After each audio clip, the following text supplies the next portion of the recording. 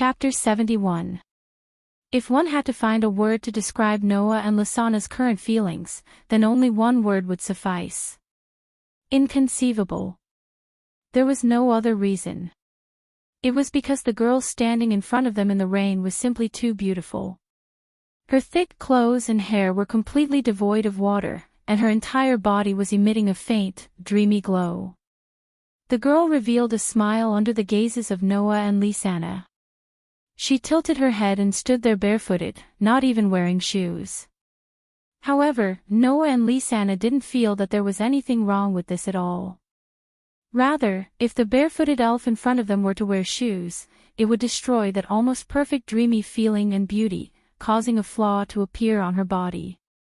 Gazing at the scene of the barefoot elf smiling at her in the rain, she was no longer as agitated as before. Instead, she gently tugged at Noah's hand and murmured absent-mindedly, "Big brother Noah, could that be the rumored fairy that exists on Celestial Wolf Island?" Fairies exist on Celestial Wolf Island. It was precisely because of such a rumor that Celestial Wolf Island was nicknamed Fairy Island, and also became the holy land of fairy tale. In the end, whether or not fairies exist on Celestial Wolf Island was something that no one knew for sure. However, if fairies do exist on this island, then Noah and Lysana would definitely be willing to believe it. In front of him, this young girl was filled with a dreamy feeling. She was the legendary Demoness. Perhaps it was because she had heard Lysana's uncontrollable words, but the barefooted fairy let out a bell-like laugh.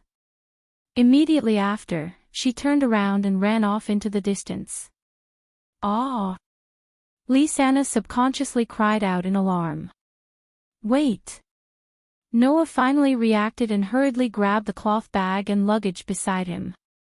Then, he pulled on the hand of the dazed Lysana and chased after her. Walala! Fine droplets of rain continued to fall from the sky, sprinkling onto the ground of Celestial Wolf Island. Noah and Lysana, however, didn't care about that at all. They chased after the fairy girl who was running at a slow pace, making it impossible for anyone to get close to her. Just like that, one ran in front while the other two chased from behind. Unknowingly, after an unknown amount of time, the environment in front of them began to brighten. Even the rain stopped falling at some point. Noah and Lysana immediately stopped in their tracks and looked around. This was a vast place with walls all around. The walls were covered with tree roots, and there were unknown light sources floating around like fireflies. It was very much like walking into a strange place in a dream. Lysana's attention completely focused on her surroundings. Noah, on the other hand, stared at a spot not far ahead. His eyes began to fluctuate. That was because there was a huge tree in the place where Noah was staring at. Of course, what was important wasn't the tree, but the thing within it. At the bottom of the huge tree, there was a hole in the tree that was covered with dried grass. There was an old tomb that looked like it had been there for a long time. There was a tombstone on the tomb. It was a tombstone that seemed to have been pieced together by two tombstones. There was a gap in the middle, and in the middle of the gap was a hole. It was on such a tombstone that a ball of flame was burning in the hole, filling it up. Looking at this scene, Noah's heartbeat began to accelerate involuntarily. The scene before him was exactly the same as the one Noah had seen in the fairy's tale yesterday. In other words, the illusion Noah had seen yesterday was very likely not a pure illusion, but a real one. That also meant that there was something that Noah was very concerned about in the burning flame-like object. Those were the feathers that he had seen in the white dream. If yesterday's illusion was really real, thinking of this, Noah couldn't help but walk forward. "Big brother Noah." Lysana stared blankly at Noah, who was walking towards the tombstone, as if she was hesitating whether she should call out to him or not. During this period of time, Noah arrived in front of the tombstone and stared at the hole in the tombstone that was burning like a flame.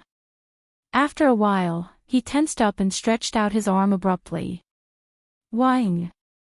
When Noah's hand came into contact with the burning flame-like object, a dazzling light burst out from it, illuminating every corner of the scene.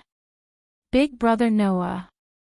Lisanna turned pale with fright, but she only had time to call out before her body was swallowed by the light. Goo! Noah was also enveloped by the light. Furthermore, the ball of flame that Noah's hand came into contact with seemed to crawl up his hand, bringing with it a dense light that illuminated the surroundings. Noah could feel a strong sense of repulsion coming from the hand that was touching it. An extraordinary force kept pounding against his hand, as if warning him to quickly let go.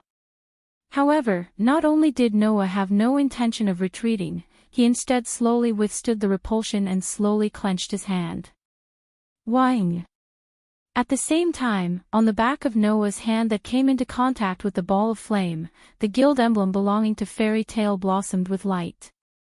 In an instant, as if a heavy door had been opened by a key, the repulsion on Noah's hand disappeared.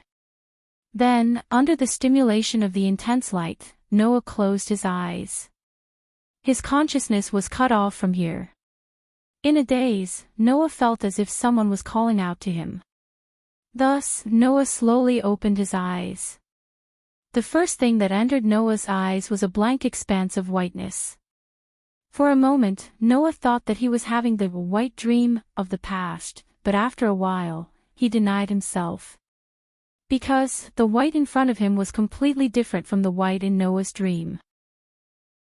The white in Noah's dream did not make people feel empty, instead, it was like returning to the state of an embryo, very comfortable.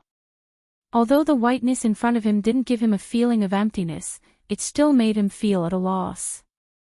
It was completely different from the comfortable feeling Noah experienced in his dream. When he realized it, Noah realized. In front of him, the barefoot fairy girl was tilting her head and smiling at him. Good morning. Good morning. A tender and sweet voice entered Noah's ears, making Noah slightly stunned. He responded reflexively, but when he reacted, he was shocked. You, me. The barefoot fairy girl smiled to the point that her eyes were closed, and introduced herself in this way. My name is Mavis. Mavis Viamilio. Mavis Viamilio. Noah frowned and muttered doubtfully. Why does this name sound so familiar? After saying this, Noah's eyes lit up. Mavis Viamilio. Noah would naturally find this name familiar. That was the name of the first chairman of Fairy Tale U. Noah was stunned as he looked at the barefooted young fairy girl who was smiling at him. You are the first chairman. It has been so long, but there is still someone who remembers me. How delightful. Mavis' voice became lively, and her beautiful bare feet lightly touched the ground, as if she was touching water, creating ripples. She arrived in front of Noah, raised her head, and curiously sized up Noah's body. Inconceivable youth, what is your name? Inconceivable youth. No. In Noah's opinion, Mavis was the truly inconceivable existence. Why would the already dead first chairman appear in front of him? Chapter 72. Mavis was standing less than a meter away from him. She was sizing him up with great interest. Traces of light could be seen flickering in her dark green eyes. She had a very gentle smile on her face. Noah muttered to himself for a moment. My name is Noah. Noah Dole. Noah first reported his name. But unexpectedly, the light of interest in Mavis' eyes grew more and more intense. Dole. Could it be that you are Yuri's descendant? Hearing this question, Noah, who originally had some doubts about Mavis's identity, started to have some doubts about it. Yuri Dole. This name was not unfamiliar to Noah. The owner of this name was Noah's grandfather, the current president of Fairy Tale, Makarov's father. In other words, Yuri Dole could be considered as Noah's great-grandfather. Thus, Noah did not specifically deny it. He nodded and gave a simple reply. Yuri's great-grandfather's son is my grandfather who adopted me. I am the adopted grandson of Fairy Tale's current president, Makarov. So it's like that. The smile on Mavis' face became somewhat dazzling. She appeared to be very happy. To think that there's such an inconceivable existence like you in fairy tale. Looks like fairy tale has become very interesting now. Hey. Noah could not help but ask. Are you really the first president? Really? Mavis forcefully nodded her head, as if to increase her persuasiveness, she uttered those words. Although I am only a spectre right now. Spectre. Noah could only turn silent. He did not know what to say. Doubt her. But Noah was unable to say for sure that specters did not exist. Believe her. But her affinity with Noah was so high. She was not at all like the first president who left behind many legends. Furthermore, Noah still had many, many questions in his heart. Mixed together with the question of whether Mavis was truly the first-generation chairman, Noah didn't know which question to resolve first, causing him to sink into distress. Of course, Noah did have many questions in his heart, but Mavis did not. Thus, after looking at Noah for a while, Mavis tilted her head and smiled as she spoke. I know, you are actually looking for this thing, right?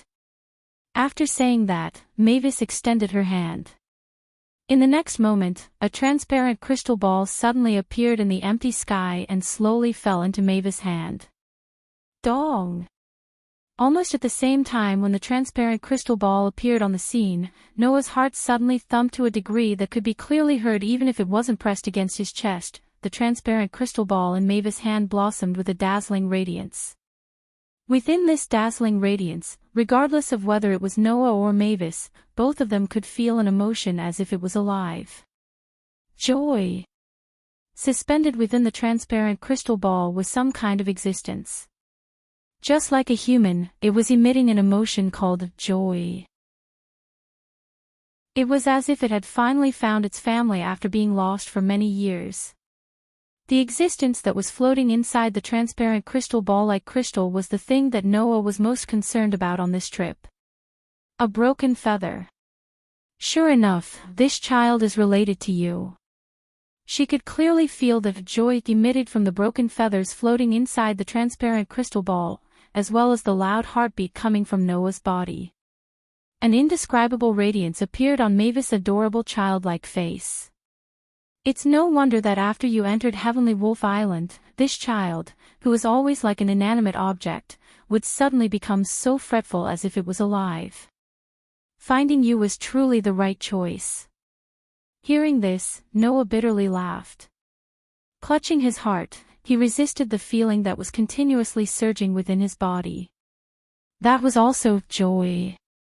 Of course, Noah's heart was also surging with complex emotions at the same time. The appearance of the feather proved that the white dream that Noah had been living in since he was a child was very likely to be real. Furthermore, it was very likely that it was closely related to Noah's past, or the secret of his existence and birth. If that was the case, then the feather in front of him was the key to unraveling Noah's mysterious past. Thinking of this, how could Noah's feelings not be complicated? After all, whether it was his body's constitution or the feather that was emitting joy from meeting him, both were telling Noah that he was not ordinary. He really wasn't an ordinary person. Buzz buzz. The joy emitted by the feather in Mavis's hand began to change into fretful. Era. Mavis helplessly laughed. It seems that this child really wants to return to your side. Noah also had the same feeling, so he didn't refute Mavis's words. Instead, he forcefully suppressed the various doubts and emotions in his heart and extended his hand. First generation, can you give this to me? I originally called you here because I wanted to give this child to you. Mavis very straightforwardly handed over the item in her hand to Noah. Her appearance was just like a child presenting a treasure to an adult, asking for praise. It was exceptionally adorable. Ever since this child suddenly appeared in my tomb, the magic of Heavenly Wolf Island would occasionally be affected. Perhaps because of this, Heavenly Wolf Island has already been exposed to the outside world. This is truly distressing. So it turned out that the magic of Heavenly Wolf Island was disrupted due to the appearance of that feather, and was exposed to the outside world. With this, one of his doubts was finally resolved. Noah solemnly took that feather from Mavis's hand. Buzz!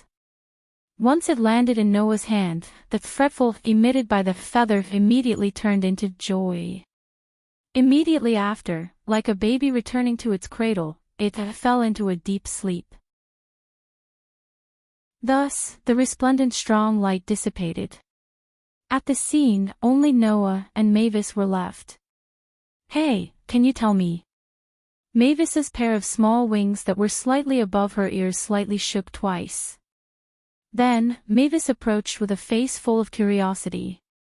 "What relationship do you have with this child?" "What relationship do I have with it?" Noah looked at the feather that was quietly lying in his hand, his tone becoming complicated. "Actually, I really want to know, is that so?" Mavis seemed to have seen through the confusion in Noah's heart and smiled. "No matter what, with such an unfathomable existence like you in the fairy tale, perhaps it will become even more interesting. Moreover, you are the grandson of the third generation and have a heart that is tightly linked to the fairy tale. I believe that one day, you will be able to find your own answer." Speaking to this point, Mavis suddenly seemed to be thinking about something very important. She crossed her arms like a mischievous child and appeared to be distressed. But after a while, she immediately tapped her palm. "I've decided." After saying this, Mavis closed her eyes and 3 balls of light suddenly floated out from within her body and revolved around each other. In the next second, the 3 balls of light shot towards Noah's direction. Noah reflexively raised his hands and blocked in front of his body. However, the 3 balls of light ignored Noah's movements and directly merged into Noah's body. Noah only felt an explosion in his head. A memory that didn't belong to Noah entered his mind and was deeply engraved in the depths of Noah's soul. In a daze, Noah heard Mavis's dreamy voice that seemed to be getting further and further away. "This is a gift for you. I hope that the inconceivable you can also bring inconceivable hope to the fairy tale." Chapter 73. Big Brother Noah. Big Brother Noah. Big Brother Noah. Just like in his dreams, Noah's familiar voice sounded with a hint of worry, waking him up. Big Brother Noah. As Noah slowly opened his eyes, the worry in her voice disappeared and was replaced with surprise. Noah saw her face full of surprise, causing Noah to wake up. "Lisanna." "Yes." Lisanna nodded heavily and let out a sigh of relief. "That's great. Big Brother Noah, you're finally awake. I thought something happened to you." Seeing her expression of relief that couldn't be faked, Noah rubbed her head in shame. "Sorry for making you worry." "It's good that you're fine," she said with a shake of her head. "Big Brother Noah, why did you suddenly seem to have lost consciousness?" "About that." Noah scratched his face and laughed bitterly. "I don't know how to explain it all of a sudden. I'm not too sure myself, but if I'm not wrong, the firstborn pulled me into a place similar to a mental world. That's why I'm like that, right?" "Firstborn?" She tilted her head in confusion. Upon seeing this, Noah didn't explain in detail. Instead, he continued to stroke her head while looking ahead. Over there, the tombstone of the first president of Fairy Tale was still as old as ever. The hole in the middle of the tombstone was still the same as before, as if it was filled with burning flames. Although there was no heat, there was still a warm glow coming from it. At first, Noah didn't know what the burning flame-like thing was, but now he knew. Anyone who knew about Mavis Viamilio and Fairy Tale would know that there were 3 world-famous magics in Fairy Tale. They were created by the first president of the Fairy Tale, Mavis Viamilio, and only the members of the Fairy Tale could use these 3 super spells. The so-called super magic referred to super magic that only had exceptionally strong magic power, and even had to meet certain conditions. It was a super magic that was much more powerful than ordinary magic, or even the lost magic that existed since the ancient times. It was a super magic with earth-shattering power. Magics like that were not only powerful, they were extremely rare. Even the 10 great Magi saints who represented the pinnacle of the magic world might not have them. It could be said that they were existences that every magus would covet. Within fairy tale, there were 3 such magics. However, ever since the firstborn president of fairy tale, Mavis Viamilio, passed away, only one of the 3 magics of fairy tale was passed down. It was in the hands of the past presidents of fairy tale. The other 2 magics were completely lost and became lost magics. Inside the burning flame on the tombstone that belonged to the first chairman of fairy tale, one of the 3 great spells of fairy tale was sealed within. If the Magi of the outside world were to know about this, it might lead to a war between the Magi on Celestial Wolf Island. After all, if one could really master a magic, even if they couldn't become a figure like the 10 great Magi saints, they could still occupy a place in the magic world. Even Noah couldn't help but be interested. Of course, that was in the past. Noah closed his eyes. At this moment, in Noah's mind, memories that didn't originally belong to him began to appear. There were 3 spells recorded in this memory. These were the 3 major spells of the fairy's tale. Now, these 3 magics, which even the president of fairy tale had only mastered one, were clearly engraved in Noah's mind. As long as Noah was willing, he could start learning these 3 world-famous magics at any time. Thus, one of the 3 magics of fairy tale sealed within the tombstone was no longer able to arouse Noah's interest. Phew!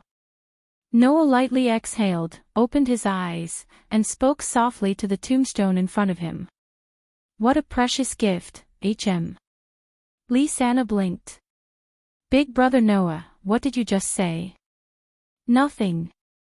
Noah tidied up his emotions, turned around, and walked outside. Let's go. Lisanna. Go.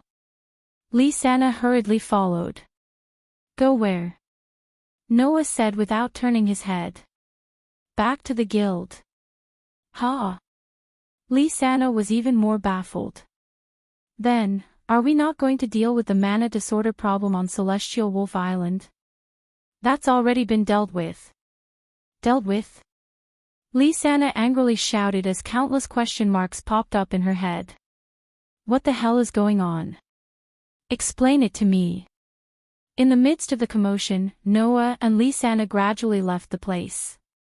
In front of the old tombstone, the fairy-like girl had appeared there at some point. She looked at Noah's gradually blurring figure from afar, and after a long time, she let out a tinkling laugh. Bless you, the young man who makes others feel incredible and unusually warm, what? In the fairy tale guild, Makarov's frantic screams reverberated throughout the sky of Magnolia. Even the buildings in fairy tale seemed to be trembling.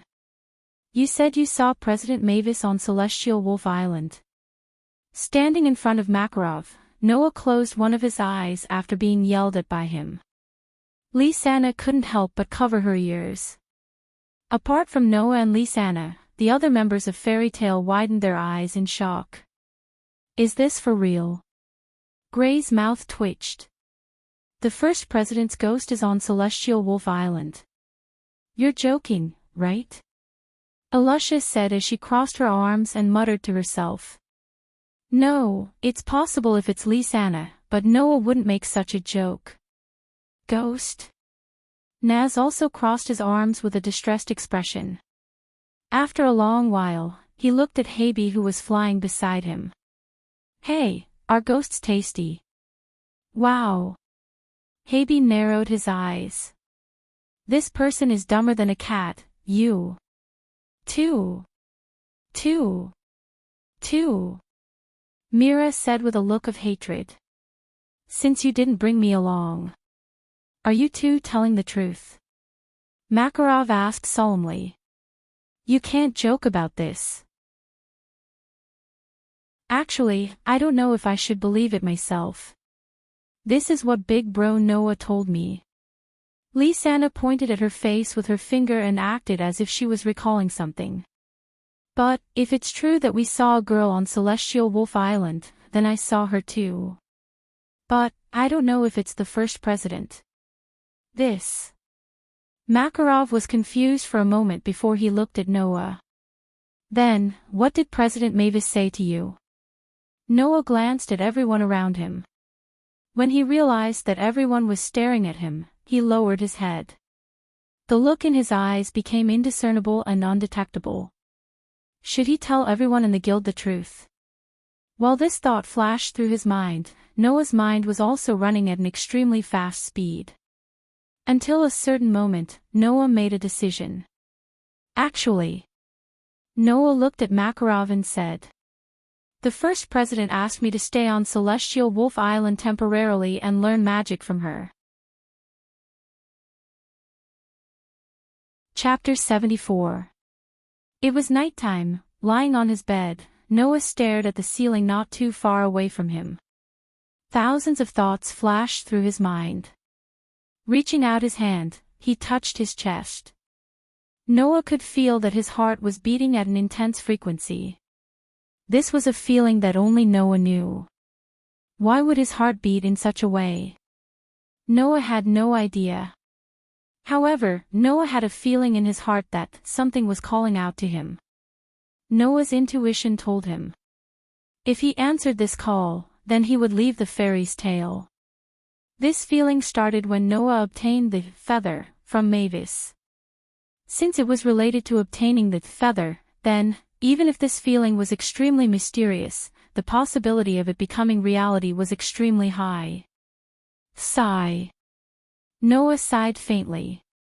Actually, in the beginning, Noah didn't want to respond to this call at all. Noah didn't want to leave the fairy tale at all. This was Noah's home. Everything about Noah started from the fairy tale guild. Based on the current situation, the feather was extremely likely to be related to Noah's origin, existence, and birth. After obtaining the feather, he felt as if he had to return to a certain place. If Noah really responded to it, then unraveling the secret of Noah's origin, existence, and birth shouldn't be impossible. However, if he had to leave the fairy tale as the price, then Noah would rather give up. This was Noah's original thought. As for the reason why Noah changed his mind, it was because he suddenly remembered Mavis's words. There is a heart that is tightly linked to the fairy tale. Noah clutched his chest, feeling the unnatural movement there. He closed his eyes and fell into deep thought. Then, no matter how far away I am, will I always return here? This was a completely baseless feeling. However, wasn't the feeling that made Noah leave the fairy tale also completely baseless? Since these were both baseless feelings, if he could believe the former, why couldn't he believe the latter? With that thought in mind, Noah's heart surprisingly calmed down. Even the throbbing in his chest began to subside. Noah had already decided. No matter what, he had to try first. Otherwise, this might become something that Noah would never be able to let go of for the rest of his life. In order to not let Makarov and the people around him worry, Noah said those words during the day. To go to the Sky Wolf Island and learn magic from the first president Mavis. In this way, everyone would not have to worry needlessly. In fact, it was just as Noah had thought. Makarov knew that the first president of the fairy tale would personally teach Noah magic.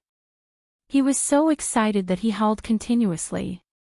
However, he did not object and allowed Noah to make his own decision. Alusha, Gray, Naz and the others knew that Noah, who had just returned, was going to leave for a period of time because of his training. They made a lot of noise, but in the end, they did not stop Noah and expressed their support. Only Lisa, after Noah mentioned that he would be going to the Sky Wolf Island for a period of time, kept her head down and did not say a word. There was no need to talk about Mira. She glared at Noah with a murderous look, as if she had a deep grudge against him. In the end, although they made a lot of noise, Noah's decision to leave tomorrow and stay at the Sky Wolf Island was something that the entire fairy tale guild knew about. And Noah had already made up his mind. Tomorrow, he would try to respond to that strange feeling.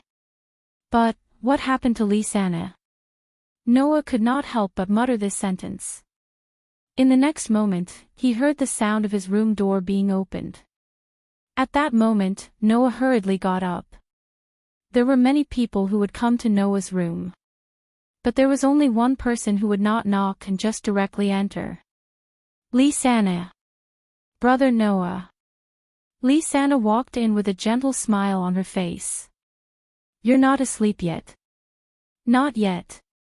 Noah sat on the edge of the bed and looked straight at Lisanna. Seeing that there was nothing wrong with her, he heaved a sigh of relief and smiled in response. What about you? Why are you here so late? I wanted to chat with you. Lisanna walked directly to Noah's side and sat down. However, her eyes were fixed on Noah and fixed on Noah. Seeing Lisanna like this, Noah sighed inwardly. Sure enough, there was something wrong with the situation. I'm sorry. Noah raised his head and shifted his gaze to the ceiling as before. He did not look at Lisanna and spoke as if he was minding his own business. I know my decision is very willful, but, before Noah could finish, his mouth was covered by a finger. Brother Noah is not willful. Ever since we were young, you've been the most rational person around us. Lisanna looked into Noah's eyes. Brother Noah must have his own reasons for making such a decision. I know. You know. For the first time, Noah didn't avoid Lisanna's aggressive gaze and bravely looked back at her. But you're still unwilling to do so, aren't you? This time, Lisanna was the first to look away. Her voice was a little dispirited. I'm just a little reluctant. Brother Noah has already left for 4 years, and now you're leaving again. Undoubtedly, we've always been together since we were young, Lisanna. Noah couldn't help but hold Lisanna's hand, which surprised her. Back on Celestial Wolf Island, President Mavis told me that I have a heart that's tightly linked to fairy tale. Noah channeled all his emotions into his words, attempting to express them through words. Fairy's tale will always be my home, my home. No matter how far I go, I will always come back. Then, how long will you be gone this time? Lisanna finally could not help but ask the question she was most concerned about. Another 4 years. Noah could hear the reluctance in her voice. For a moment, Noah even considered giving up on his decision and staying in fairy tale. After all, to be honest, Noah himself did not know when he would return. However, if he really did that, Noah's perception of himself would remain at the level of a different monster from others for the rest of his life. Was that really okay? At the same time as he asked himself, Noah closed his eyes. After a while, he suddenly opened them. 3 years. Lisanna was stunned. 3 years. Yes. Noah nodded heavily, his tone incomparably firm. No matter what, I'll definitely return in 3 years at most. This sentence was still without any basis. However, at this moment, Noah had already decided that no matter what, he would definitely return to fairy tale within 3 years at most. Even if the situation did not allow it, Noah would still think of a way to return. Even if he died, he would return. This was Noah's determination. Perhaps she saw something from Noah's attitude. Lisanna finally smiled sweetly, held Noah's hand, closed her eyes, and leaned her head on Noah's shoulder. Noah's heart was also deeply touched. Leaning on Lisanna's head, he also closed his eyes and did not speak, allowing time to pass. Noah and Lisanna, who were immersed in tenderness, did not notice. Outside the door, a figure left a trail of white ponytail in the air and quietly left. Chapter 75. The sun gradually chased away the darkness of the night and illuminated the entirety of Villa Magnolia. It also illuminated the fairy tale that seemed to always be in the center of the town, causing the signboard to shine brightly. At this moment, she was arranging the clothes she had taken out from the wardrobe and stuffing everything she had brought into Noah's luggage. What's missing? Noah, who had put his magic sword into a cloth bag, looked at Lisanna with a helpless expression. I say, Lisanna, I'm only going on a long trip, not to seek refuge. There's no need to pack all my clothes and stuff into my luggage, right? What are you talking about? Lisanna spat out her dissatisfied words without even turning her head. Big brother Noah, you're going to Celestial Wolf Island this time, not near Magnolia. You can find food on the island, but will you be able to find clothes on the island? Still, there's no need to bring so much, right? Noah looked at the luggage that was almost bigger than his bed and rolled his eyes. Can't I just bring 1 or 2 pieces of clothing and 1 or 2 other things? Then what if you can't find them when you need them? There's always a way. I'm going to an island, not a desert. Do you think I'll die of thirst or starvation? But, seeing that she was still unwilling, Noah decided to cut the Gordian knot. No matter what, it'll be a burden for me to bring too many things. I'm not a Lusha, I don't have to bring a carriage full of luggage with me every time I go on a mission. Then, under Lisanna's regretful gaze, Noah took out the things he didn't need and the things he prepared too well. He only stopped when his luggage was reduced to the size of a parcel. He hung it on the cloth bag that contained the knight's sword and slung it over his shoulder. That'll do. All right. Lisanna still didn't seem to feel at ease. Noah couldn't help but stroke her soft hair lovingly. Even though I'm going far this time, I have experience living in the wilderness, mountains, and forests. I won't starve to death anywhere. Only then did her expression look much better and she nodded reluctantly. Noah walked down the stairs with her. When he appeared in front of everyone in the guild, the noisy guild instantly quieted down. Everyone's eyes were fixed on Noah. Some were filled with blessings. Some were filled with smiles.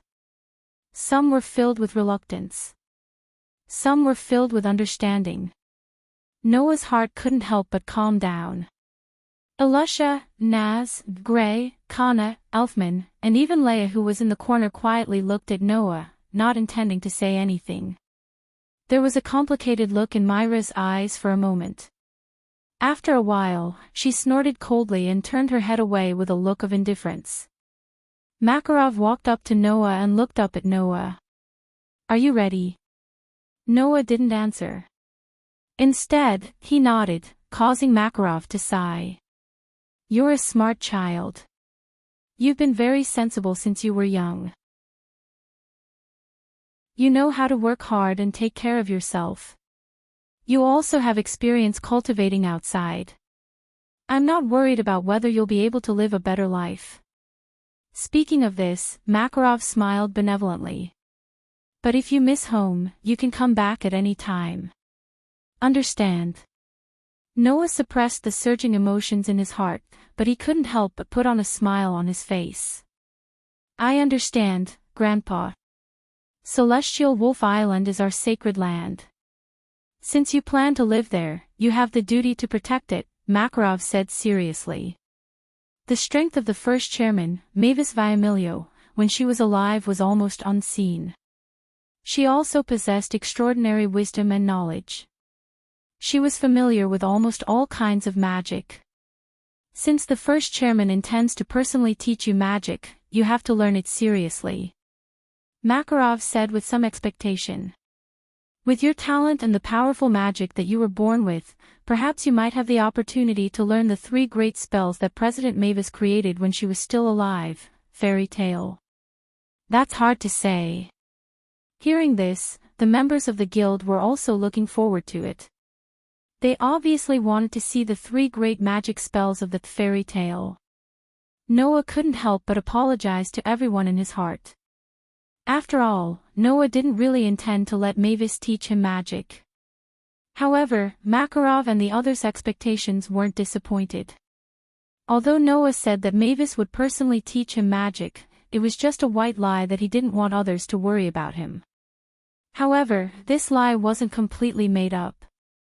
At the very least, the 3 great magic spells of the fairy tale that Mavis created were indeed lying in Noah's mind, waiting for him to learn and control them. Thus, Noah looked around at everyone present and nodded solemnly. "I won't disappoint everyone." Hearing this, everyone in the guild gave Noah their blessings. "Take good care of yourself, Noah. Don't forget to bring back some specialties when you come back." "Yes, yes, yes. If there's anything good on Celestial Wolf Island, don't forget to bring it back for us to enjoy." The kind words of farewell made Noah feel rather emotional, but he still responded to them one by one. However, not everyone's farewell was so heartwarming. "Noah!" Naz jumped out from the crowd and raised a fist. "Let's have a showdown." "Naz!" Habi sighed helplessly. "Naz!" Lisanna said angrily. "Why are you still like this at a time like this?" "Idiot!" Gray said teasingly. "Only a guy like you, whose head is filled with fire, would keep making things difficult for himself." Gray's voice became softer and softer as he spoke. There was no other reason. At this moment, Naz was no longer as hot-blooded and impulsive as before, shouting, "Let's have a showdown!" and rushing over immediately. At this moment, there was only a serious expression on Naz's face that didn't match him at all. Noah also looked straight at Naz, whose face was full of seriousness, and spoke after a while. "Naz, are you serious? Ever since I came to Fairy's Tale and lost to you, I've always wanted to challenge you again. For this, I've worked very hard for the past 4 years." Naz grinned. "You're going to leave again now?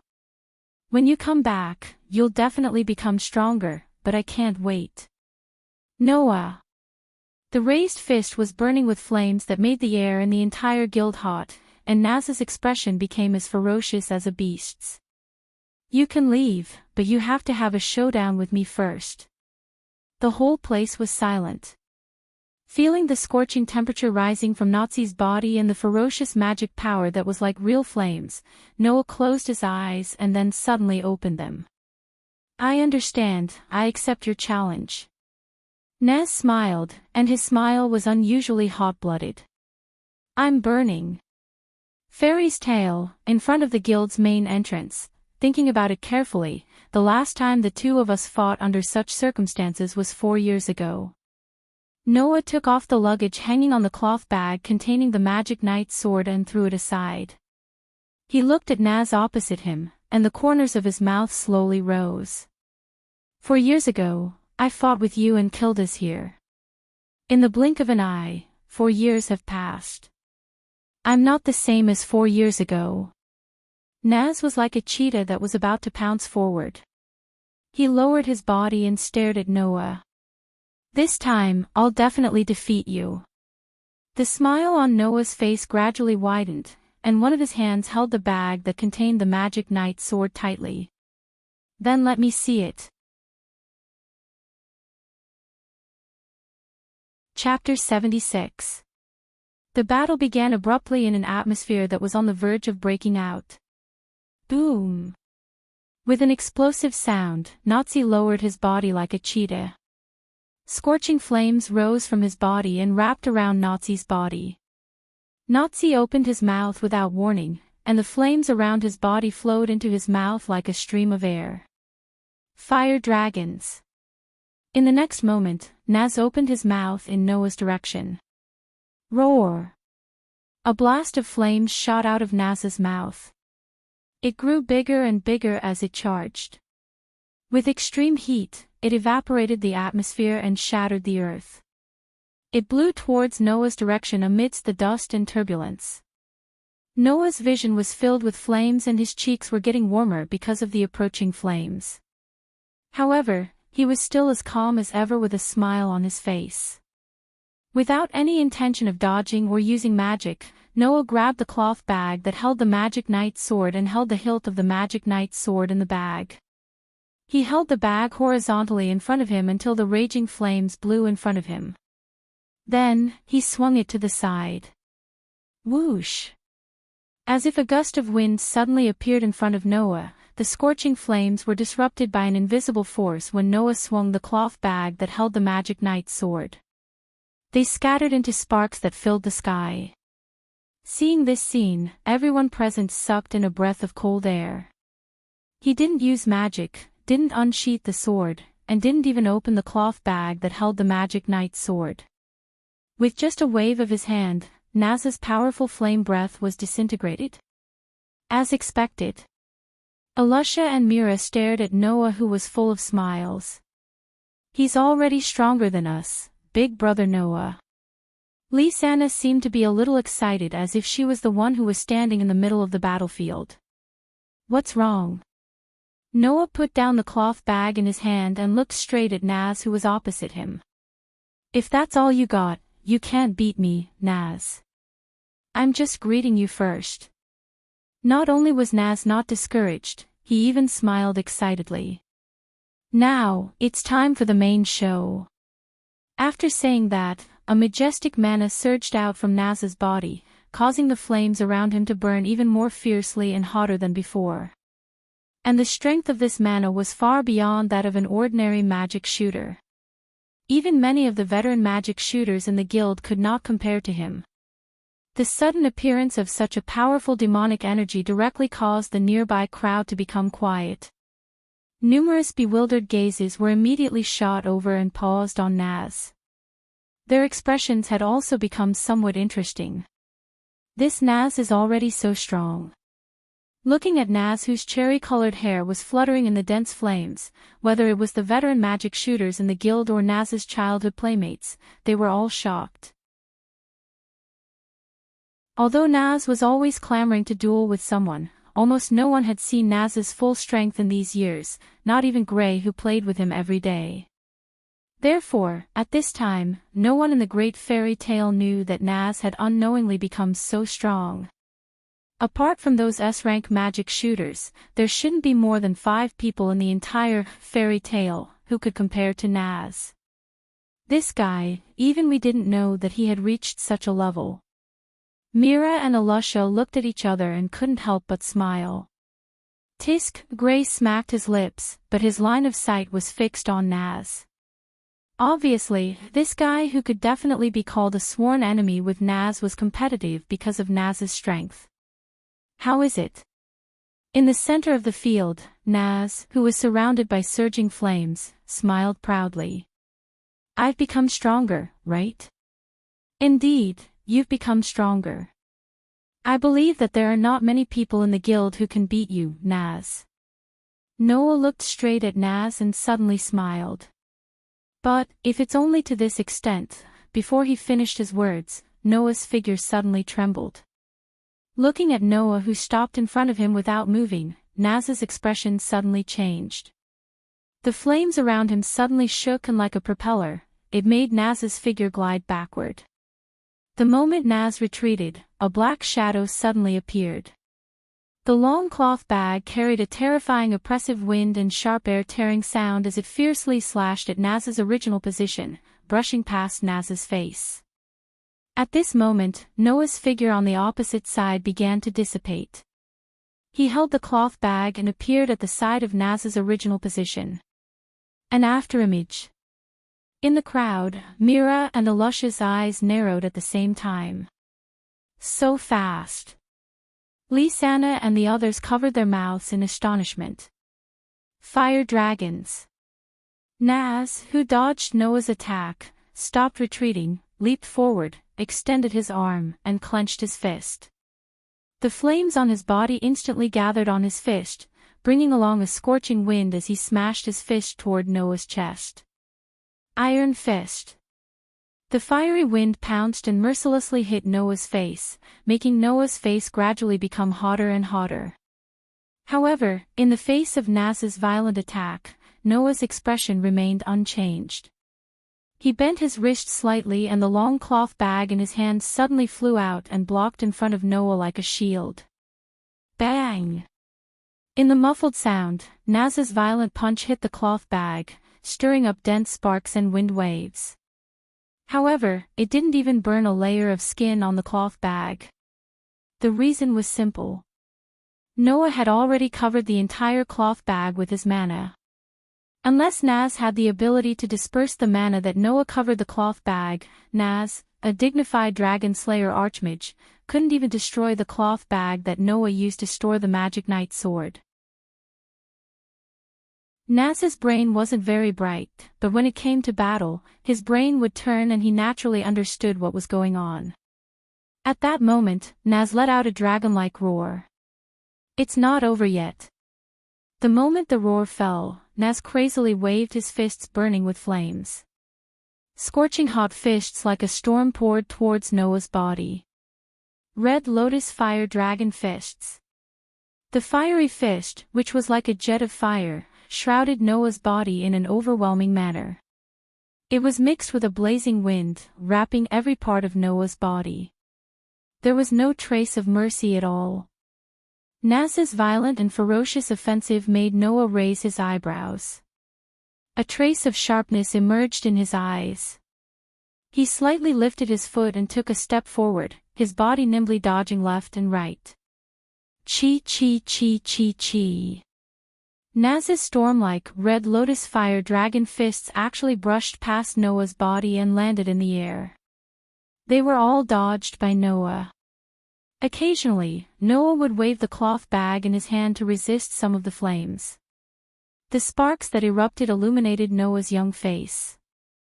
Thus, in the flames that filled the sky, one could clearly see if one observed carefully. Noah's line of sight was tightly fixed on one of the fire beams that covered the sky. Suddenly, Noah's figure stopped and no longer dodged. His eyes shone brightly.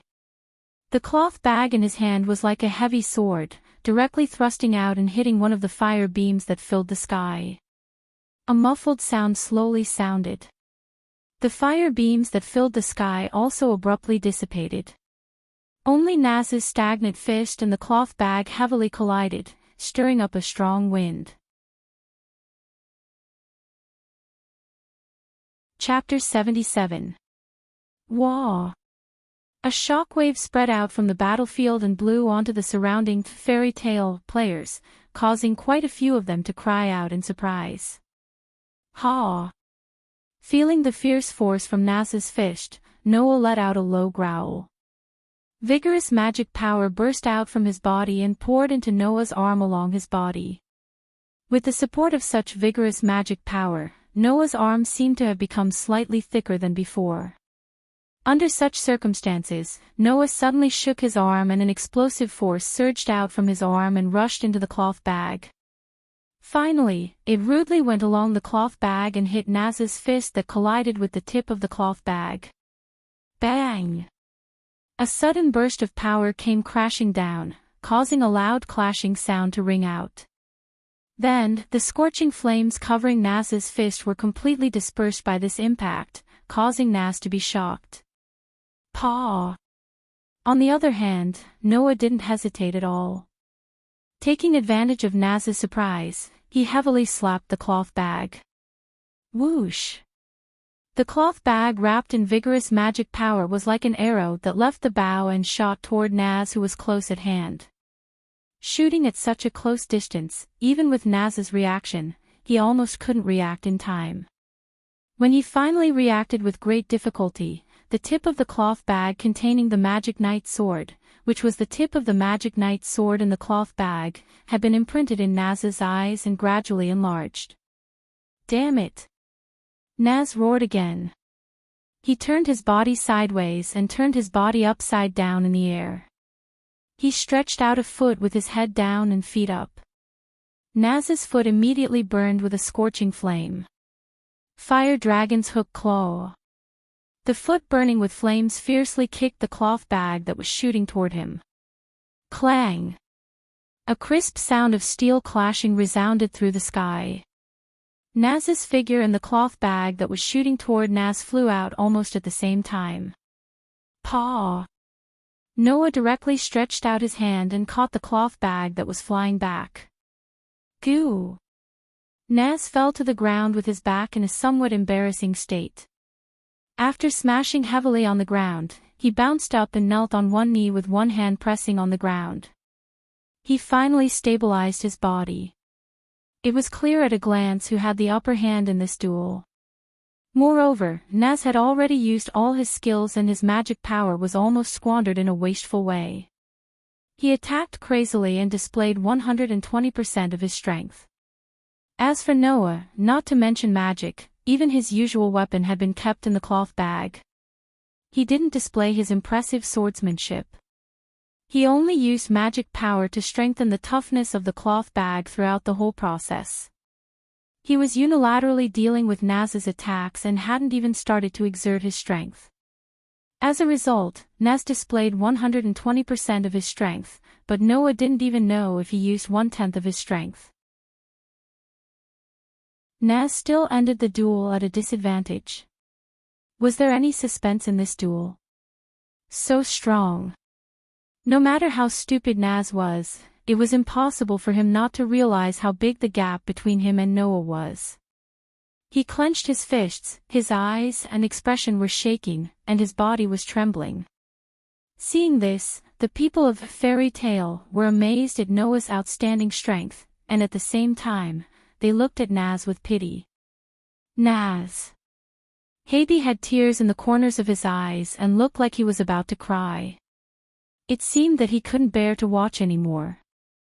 Mira, Alusha, Lisanna, Gray, and the others quietly watched the development of everything in silence.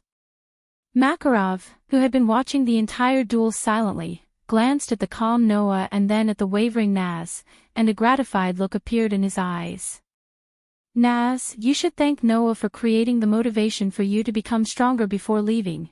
In the middle of the field, Noah looked at Naz, who was clenching his fists, trembling all over, and his eyes gradually became serious. Naz! The extremely abrupt call startled the trembling Naz and he looked over blankly. Become stronger. Facing Naz's sluggish gaze, Noah indifferently opened his mouth and said such a sentence. Then, come and challenge me. Hearing this, Naz's eyes trembled, but the trembling of his body inconceivably stopped. His expression gradually recovered, and he revealed a big smile. You're really strong. Naz lowered his hands and stared at Noah with a burning gaze. Next time, let's have another duel. Noah closed his eyes, but the smile on his face could not be concealed. It was not until this time that the people of Fairy Tale realized what had happened. It was obvious. Naz had admitted defeat. This duel. Makarov announced on the spot. The winner Noah. Oh oh oh oh oh. All the magic shooters of Fairy Tale cheered, and they were not stingy with their cheers for this wonderful duel. Naz. Habi flew directly into Naz's arms, and his face was full of worry. Are you okay? Ah. Naz nodded heavily, hugged Habi, and looked at Noah, who was in the middle of the crowd, with a strong fighting spirit blooming in his eyes. Hey, Habi. Habi raised his head and looked at Naz in a daze. I want to be strong. Naz made such a declaration in a firm and hearty voice. Become stronger than anyone else. Love. Habi cried out loudly. If it's Naz, it's definitely not a problem. Is that so? Naz laughed out loud. Not far away, Noah, who was in the middle of the crowd, looked in the direction of Naz, and his heart was more or less surging. Although Naz was not as strong as Mira and Alusha, and was not comparable to Laxus, but after the battle with Naz, Noah had such an incredible feeling in his heart. If there was someone in the crowd of fairy tale who could surpass Noah in the future and catch up with Noah's footsteps, then this person, in all likelihood, was Naz. From Naz, Noah saw almost infinite possibilities. So, Noah deeply believed in this. Just as the crowd of fairy tale cheered because of the end of the battle between Noah and Naz, on a high point not far from fairy tale, several figures were standing there. Looking down at Noah, who was surrounded by fairy tale people, Laxus's expression did not change at all. However, Fried, Bixro, and Elbarglin, who were standing beside Laxus, could clearly see that Laxus's hand, which was crossed in front of his chest, was tightly grasping his arm, almost scratching his skin. That Noah. Fried looked at Noah with a serious gaze. He didn't use magic, nor did he use any weapons, nor did he take the initiative to attack. He just dealt with it passively, yet he was able to suppress Naz. Speaking of which, Naz's strength has also improved a lot. Bixro seemed to be in disbelief. Looking at his current strength, even if our Thor Council made a move, it is very likely that we can't beat him in a one-on-one fight. I have no interest in Naz. Elbarglin said directly. I want to know what Noah's true strength is more. As soon as these words came out, Laxus immediately turned around and walked in another direction without looking back. Laxus. The three people of Thor Council all let out anxious voices and chased after him. Laxus, who did not care about Thor Council, had a ruthless look in his eyes as he left such a sentence. When you come back, I will prove that I am the strongest one. Chapter 78. At the port of Magnolia, a ship was anchored there. The captain was letting the workers unload the cargo from the ship while glancing to the side from time to time, as if waiting for something. In the captain's line of sight, the magic shooters of fairy tale were gathered here. Their gazes were focused on Noah, and they did not speak for a long time. Noah was the same. His gaze swept over his companions again and again until the captain of the ship not far away cast an urgent gaze at him. He took a deep breath and nodded to everyone. Everyone, let's part here. Brother Noah. Lisanna was the first to call out to Noah, her face full of reluctance. Remember to take good care of yourself. Don't worry. Noah stepped forward and patted Lisanna's little head. This is not the first time I've left fairy tale for training. You don't have to worry too much. That's true, Alusha said as if she was joking. With Noah's strength, even if he encounters a shipwreck, he will be able to survive. We don't have to worry about him at all. Well, although I'm not very familiar with Celestial Wolf Island, since the first president is there, even a ghost can take care of Noah, right? Gray was dressed neatly, which was rare for him. He smiled at Noah. Don't let the people who have passed away worry about you. Let's fight again next time. Naz clenched his fists and grinned. Next time, I will definitely not lose again. Love.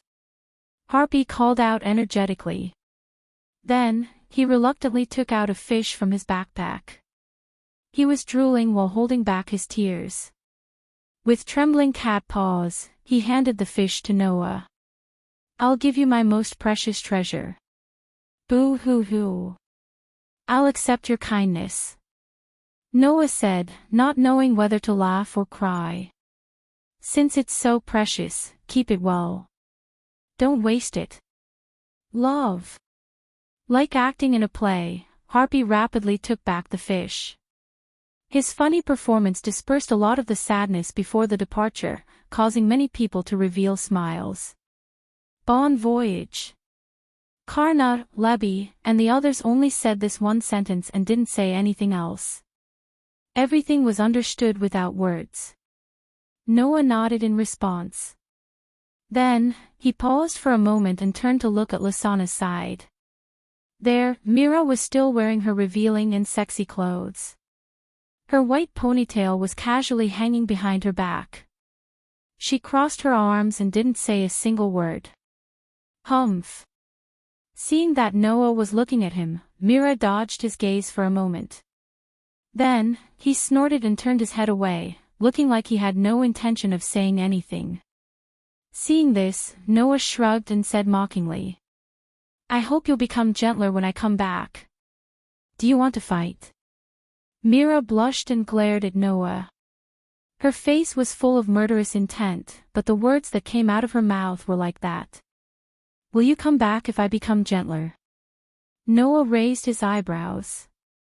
After seriously considering it for a while, he said with a bit of amusement, "That's not impossible. When you become gentler, it'll be about time for me to come back." Myra's expression froze and she fell silent. Nobody saw that Myra's beautiful eyes flashed with undetectable thought as she lowered her head. She muttered softly in a voice that only she could hear, "I'll come back if I become gentler. Elfman." Noah raised his head and looked at Elfman, who was taller than him. "I hope that when I come back, you can become a little more manly and not be bullied by Mira. You have to learn how to protect your family, understand? Protect my family." Elfman was stunned at first, then looked at Mira and Lisanna with a look of determination in his eyes. "I want to become a man. Protect my family. That's the way." Noah patted Elfman's shoulder and finally looked at Makarov. "Be careful." That simple and comprehensive sentence expressed all the emotions in Makarov's heart. "I know." Noah took a step back and glanced at all of his fairy tale companions again. "Then, everyone, I'll take my leave first. See you in the near future." After saying that, Noah didn't hesitate any longer. He directly boarded the ship that had finished moving the goods while the captain's expression softened. "Goodbye. Goodbye. Noah. Brother Noah. Come back soon. Train hard. Don't let the first generation look down on you. We're looking forward to the 3 major spells of fairy tale. Don't let us down." At the port, below the ship, the members of Fairy Tale waved at Noah one after another, causing a warm feeling to surge in Noah's heart as he turned his back. Under such circumstances, the ship slowly set sail and sailed towards the boundless ocean. On the deck, Noah, whose back was facing the port, only had one thought left in his mind. He hoped that he would not cry when he left. "Noah!" Just as Noah was thinking this, a loud call came from the port that was already very far away. Noah could not help but turn around and look in the direction of the port. In the next moment, Noah's body trembled and a dazed expression appeared in his eyes for the first time. "Who?" In an extremely orderly movement, the members of Fairy Tale standing at the port of Magnolia, led by Makarov, straightened one of their hands, stretched out their thumb and index finger, and pointed to the sky with an inverted 7 sign. That was a gesture that only those who were familiar with the fairy's tale or those who were familiar with the fairy's tale would know. This was the meaning behind the gesture that was unique to the fairy tale. Noah's hand was already tightly grasping the edge of the ship. His body leaned forward as if to see his family. His hand that was holding the edge of the ship was trembling and his expression was violently moved. All the emotions in his heart finally could not be controlled and all gushed out. Noah could only close his eyes and try his best to adjust his emotions. One of his hands was raised high above his head and made the same gesture as the members of Fairy Tale, pointing to the sky. At this moment, Noah's heart was incomparably convinced of a fact. Only the fairy's tale was his home. He would definitely come back again. Heavenly Wolf Island. Carrying the cloth bag with his luggage, Noah disembarked from the ship and once again boarded the sacred land of Fairy Tale. After 2 days, Noah once again came to Heavenly Wolf Island. He could clearly feel that Heavenly Wolf Island was slightly different from the first time he came here. This slight difference was that the magic that filled the ground of Heavenly Wolf Island was no longer chaotic like last time. Instead, it flowed in an orderly manner and gathered in the direction of the heavenly wolf tree. Looking at the huge heavenly wolf tree not far away, Noah closed his eyes and covered his chest with his hand. Dong dong.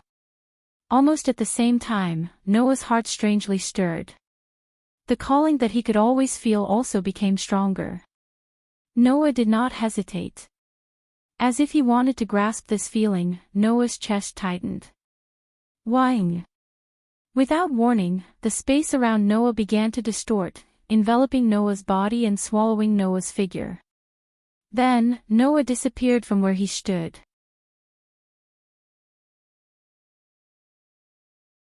Chapter 79. Even with his eyes closed, Noah could clearly feel it. In front of his eyes, there was a white that was enough to penetrate his eyelids and enter his vision.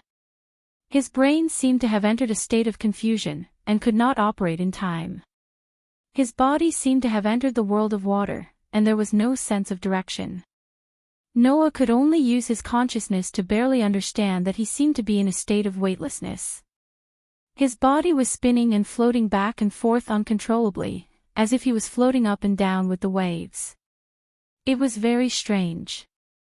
Noah himself did not know how long this feeling lasted. Perhaps, his confused brain was no longer able to distinguish the concept of time, and let Noah maintain this state until he grew old, or until he died. That might be the case. Therefore, when the familiar feeling of being on the ground was transmitted to Noah's confused brain through his feet, it made Noah's confused brain shake. When he gradually came to his senses, Noah actually had a faint sense of happiness and satisfaction to be able to be on the ground. Immediately, Noah opened his eyes. The first thing that entered Noah's eyes was a white that was enough to hurt people's eyes. Noah could not help but raise a hand in front of him, squinting his eyes slightly. After adapting to the strong white light, he raised his head and looked ahead. Unfortunately, there was nothing in front of Noah. There were no objects. There was no environment. There was no sky. There was no earth. Even the boundary line did not enter Noah's vision. This was a world with nothing. Except for a white that was enough to hurt people's eyes, there was nothing here. Noah seemed to be floating in the air, but he felt as though he was standing on solid ground. It was as though he was standing on an invisible ground. Everything in his field of vision was white. Except for the white, there was nothing. However, it was such an empty world that made Noah's body tremble, as if he had fallen into soft cotton. It was like a baby returning to his mother's body, and he felt very comfortable. This feeling made Noah's eyes widen. Because this was a feeling that only appeared when he entered the white dream in the past. At that moment, Noah's remaining blurred consciousness was completely awakened, allowing Noah to realize what was going on. He wasn't really in a dream. This place was still the place that Noah had seen in his dreams more than once. However, this time, this place gave Noah a sense of reality, without the illusory feeling of a dream. Noah could understand what was happening in an instant. The fact that the white dream was real. Now, Noah finally came to the dream that could be said to have accompanied him for his whole life. Since this is the case, Noah slightly clenched his fists, and raised his head, to look at the direction where the sky should have been. Thus, Noah saw feathers falling to the ground to be floating in the bubble, the feathers that fell from the sky, enveloped by a white halo and suspended in a bubble, the feathers that fell from the sky, ding ding ding ding. It was as if they were welcoming Noah. Pieces of feathers emitted dazzling halos as they came to Noah's side. Like little birds, they cheerfully circled Noah and began to circle around him. Bursts of intense light surged from the feathers. Bathed in the light, Noah felt an emotion called joy. The scene was exactly the same as when Noah obtained the feather on Sirius Island. The difference was that the feathers that were circling around him were not only much brighter than the feathers that Noah received, but the emotions contained within them were also much more intense. In addition, the feathers in front of him were complete. The feathers that Noah received, however, were incomplete. Wait! Noah suddenly woke up. Incomplete. If he didn't remember incorrectly, Noah remembered that in the white dream, other than these perfect feathers, there were also many incomplete feathers. It was unknown whether or not they knew what Noah was thinking, but the feathers that were circling around Noah suddenly dispersed. Following which, in the vast expanse of white sky, more and more feathers fell from the sky. They were incomplete and dull. Compared to the feathers from before, they looked as if they had lost their lives. This incomplete and dim feather also circled around Noah's body. As it spun, it emitted an extremely dim radiance compared to the previous feather. From these lights, Noah could only feel one emotion: sorrow. It was like a child who was crying to his family after being hurt. Noah couldn't help but reach out his hand and pick up one of the incomplete feathers. His eyes slightly shook, and he couldn't help but say this: "How can I help you?" Almost at the same time Noah's voice fell, Noah's body blossomed with the same light. A similarly incomplete feather floated out from his body and arrived in front of Noah. The incomplete feathers that were circling around Noah's body all trembled as if they were excited. Then, one by one, they began to circle around the feather that flew out from Noah's body. Not long after, one of the feathers seemed to tremble in joy. Together with the other feather that was also trembling, they slowly approached each other. Ding! In the next second, the two equally damaged pieces of the feather actually perfectly fit together. With a strange sound, they were restored to their perfect state. The recovered feathers blossomed with a strong light that absolutely couldn't be compared to before. They released emotions called excitement, gratitude, excitement, ecstasy, and other emotions to Noah. They flew to Noah's cheeks in an extremely human-like manner and rubbed against Noah's cheeks. Inconceivably, Noah's heart was filled with gratification and joy. It was as if he had a heart-to-heart with the feathers. He stroked the feather that was rubbing against his face and said as if he understood: "I understand. As long as I can find your incomplete parts, you can return to your original state, right?" Wang wang wang. Around them, the incomplete feathers began to tremble one by one, echoing Noah's words. But Noah furrowed his brows. "Where should I go to find your missing parts?" The feather that was rubbing against Noah's cheeks suddenly flew in front of Noah and immediately hit Noah's head. In the next moment, from the feather, fragments of memories flowed into Noah's mind, allowing Noah to obtain a fact that almost made him cry out involuntarily. "You are all worlds." Yes. These complete feathers before his eyes were all complete worlds. Except for the world where the fairy's tale was, the rest were all worlds. In other words, the world of the fairy's tale that Noah was originally in was within these feathers in front of him. And now, Noah had already left the world of the fairy's tale and arrived at another strange place. Between worlds. It was a special space where all the worlds were. As for those incomplete feathers, they were each a fragmented world. The other parts of them were lost in those complete worlds. If Noah wanted these feathers to return to their original state, then he would have to enter each and every world and find the remaining parts of the incomplete worlds. He would have to go and save each and every world. Noah's head was a little dizzy. However, the sadness that continued to be released from the surrounding feathers touched Noah's heart, and his expression became gloomy. Finally, Noah let out a deep sigh. The other worlds.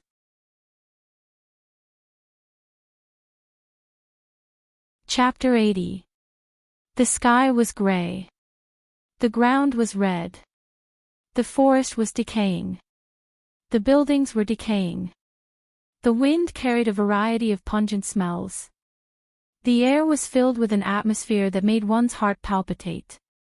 Vaguely, a roar that sounded like the roar of a tiger or the howl of a wolf reverberated in the surroundings, reverberating in every corner that could be touched. It gave people a feeling that they were not willing to have in their entire lives. Despair.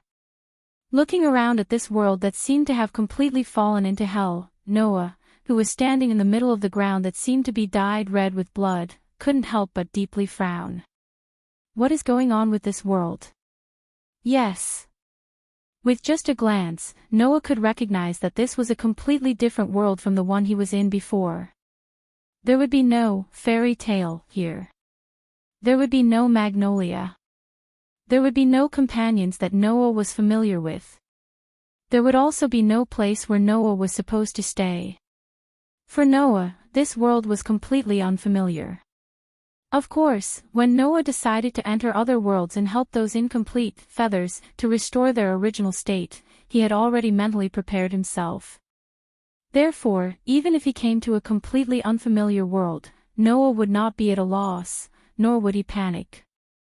However, at this moment, Noah was truly confused.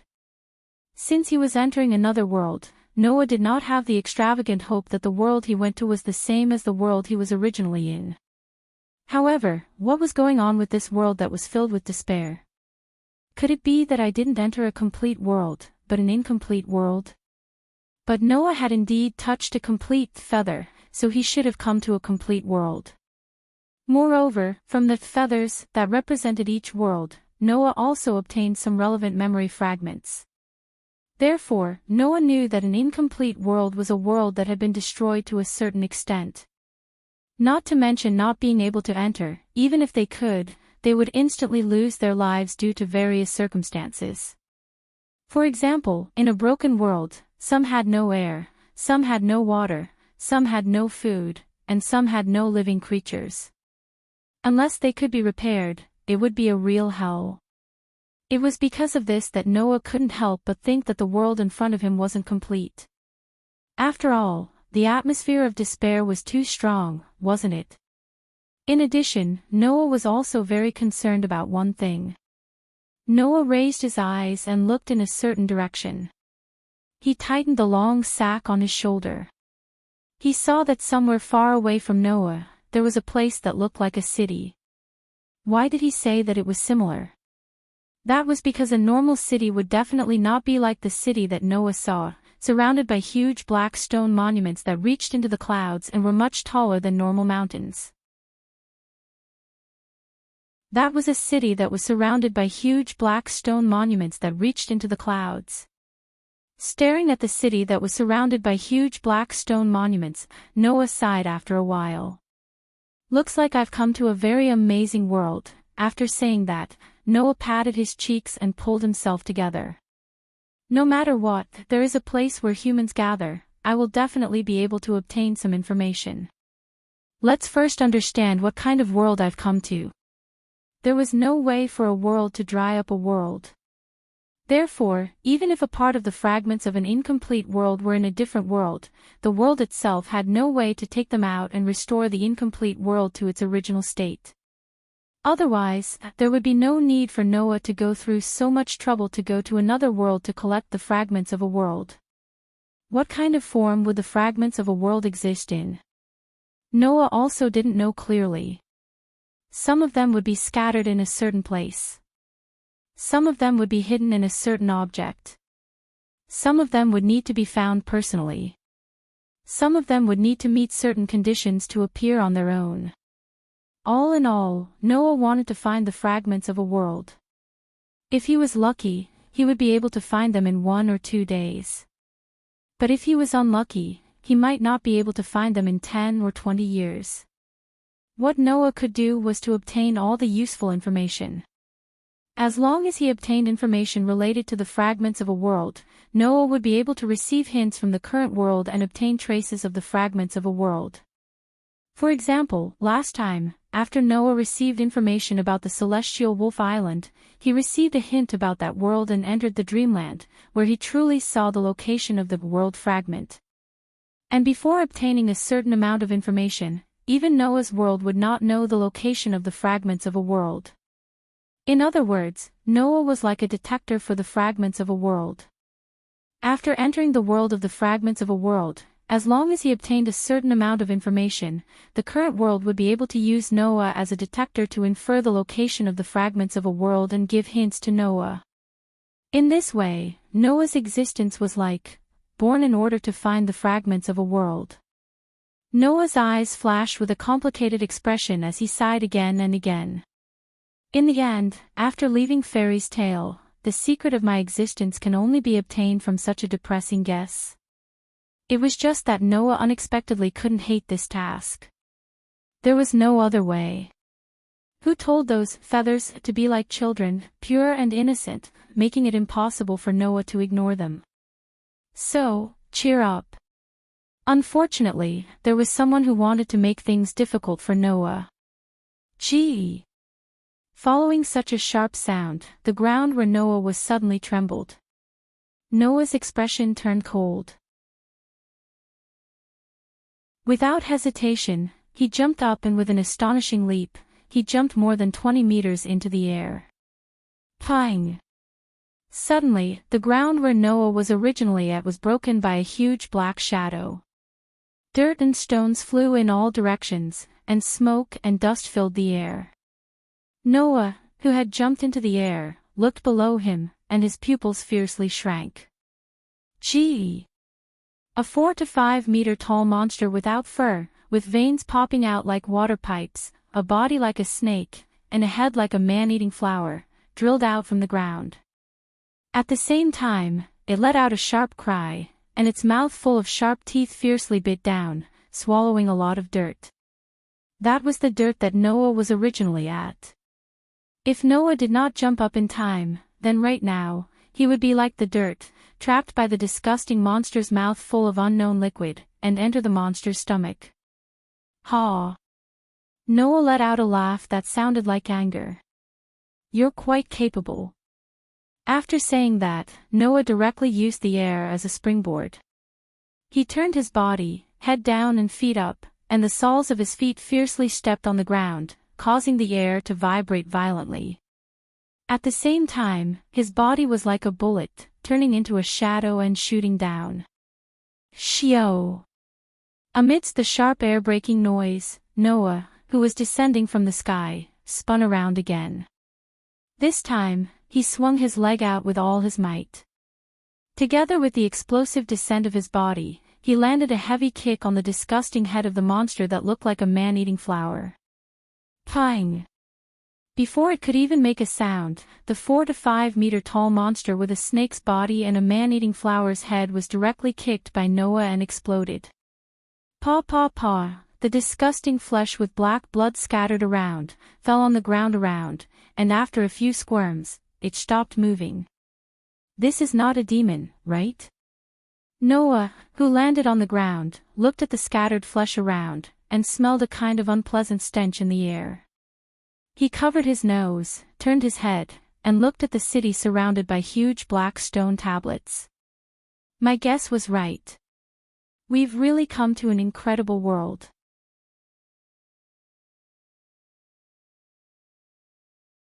Chapter 81. Gazes from all directions were focused on Noah, making Noah, who was carrying a cloth bag, frown for a long time. Looking up and looking around, he saw that people who seemed to be residents of this city were passing by Noah. Most of them cast a scrutinizing look at Noah, and some even secretly talked about him, which made Noah somewhat unhappy.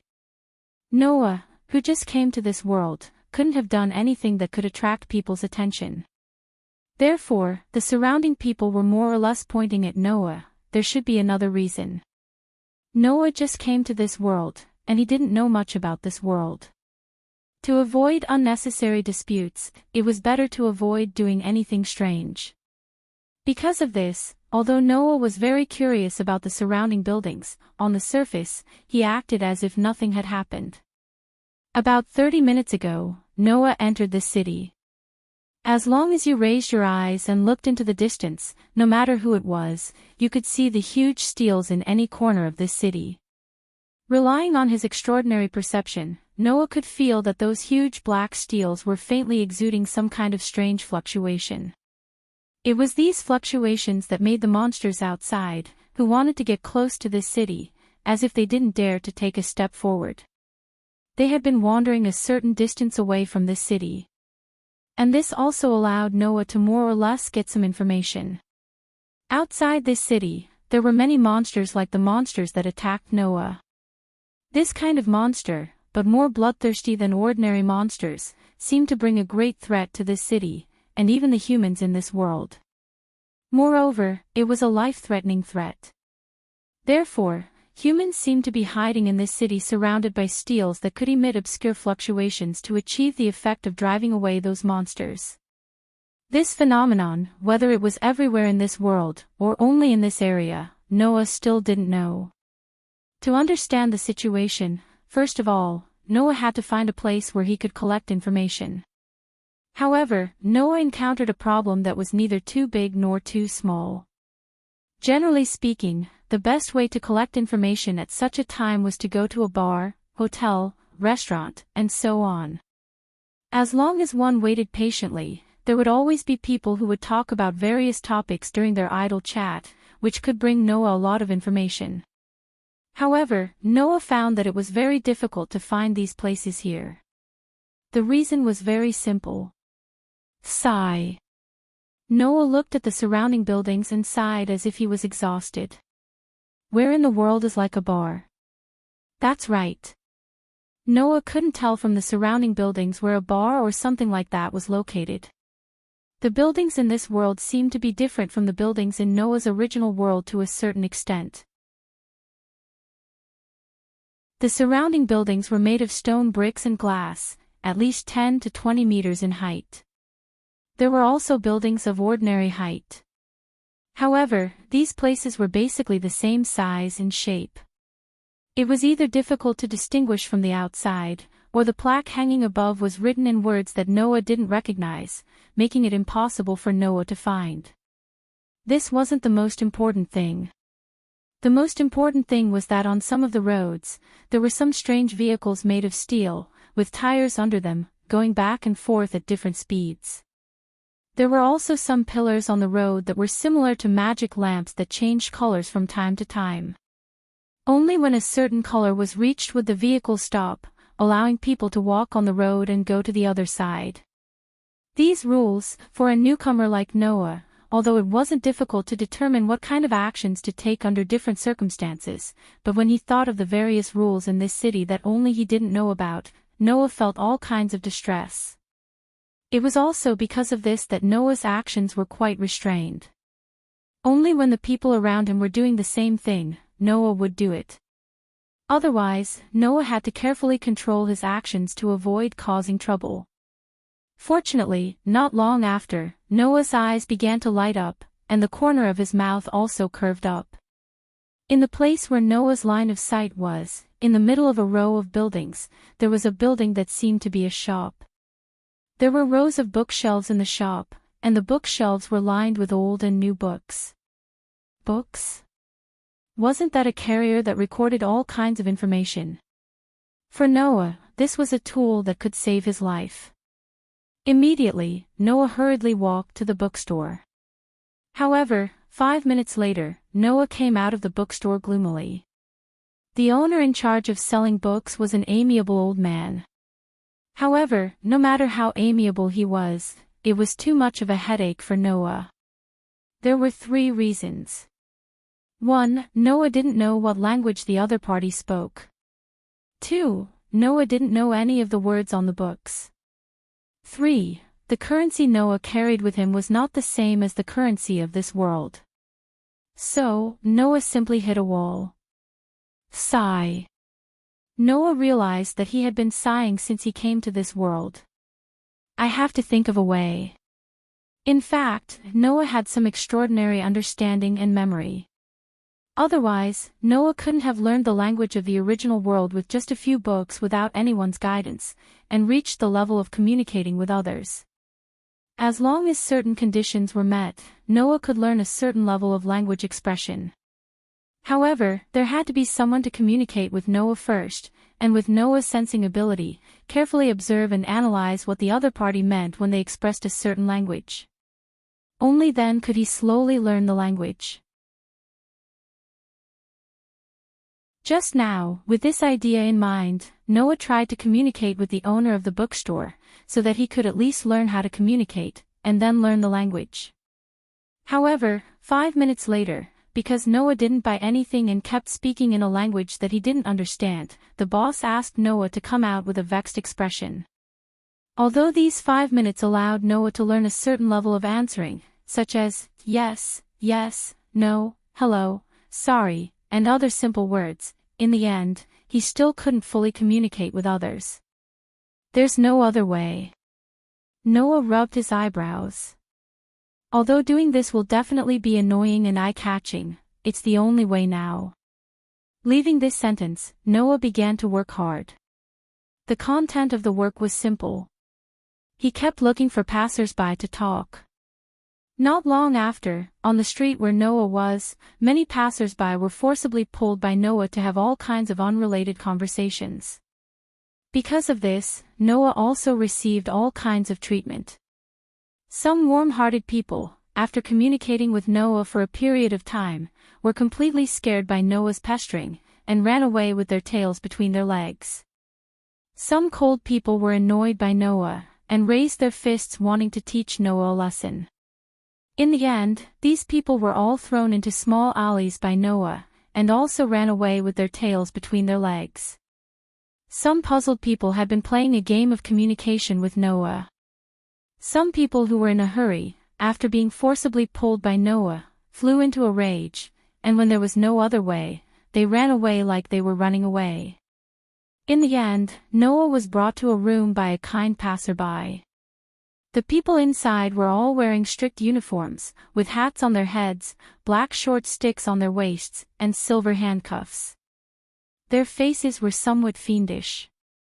About 2 to 3 days later, Noah came out of the room with satisfaction, leaving behind a group of people who had been burned to death lying on the ground, unable to get up again. Later, Noah found out. This place was called the police station.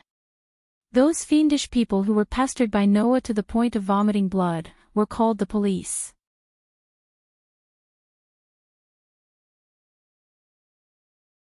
Chapter 82. Walking on the road, Noah held a book in his hand, flipping through it while walking forward aimlessly. This book was taken by Noah from one of the office desks when he left the place called the police station. The title of the book was Protozoan War. During the 2 to 3 days in the police station, every day, Noah would be challenging the police's bottom line by pestering them and communicating with them one by one.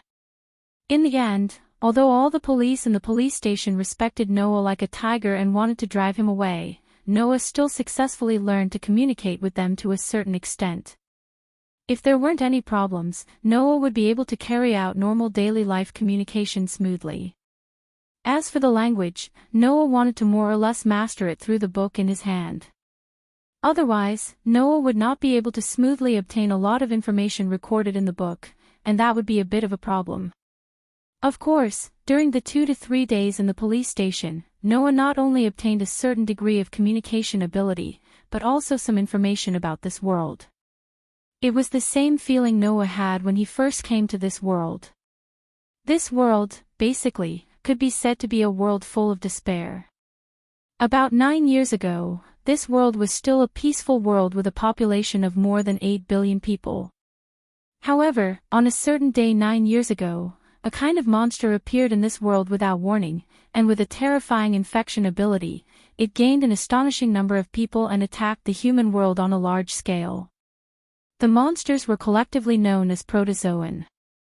They were creatures that were born after being infected with a terrifying virus that had high infectivity through blood and could rewrite the DNA of living creatures. The virus was called protozoan virus. Creatures infected with the protozoan virus, whether human or animal, would all be transformed into protozoan by the virus at an astonishing speed, becoming complete monsters. These monsters not only had terrifying and ferocious power, but they could also infect other creatures with the protozoan virus by injecting body fluids into them, turning the infected creatures into protozoan. They also had a certain degree of regeneration ability. Human weapons could not easily kill these monsters. Under such circumstances, a terrifying number of protozoa launched a large-scale attack on the human world 9 years ago, starting a world war. In the end, humans were defeated. The population of around 8 billion dropped sharply. Only about a tenth of them remained.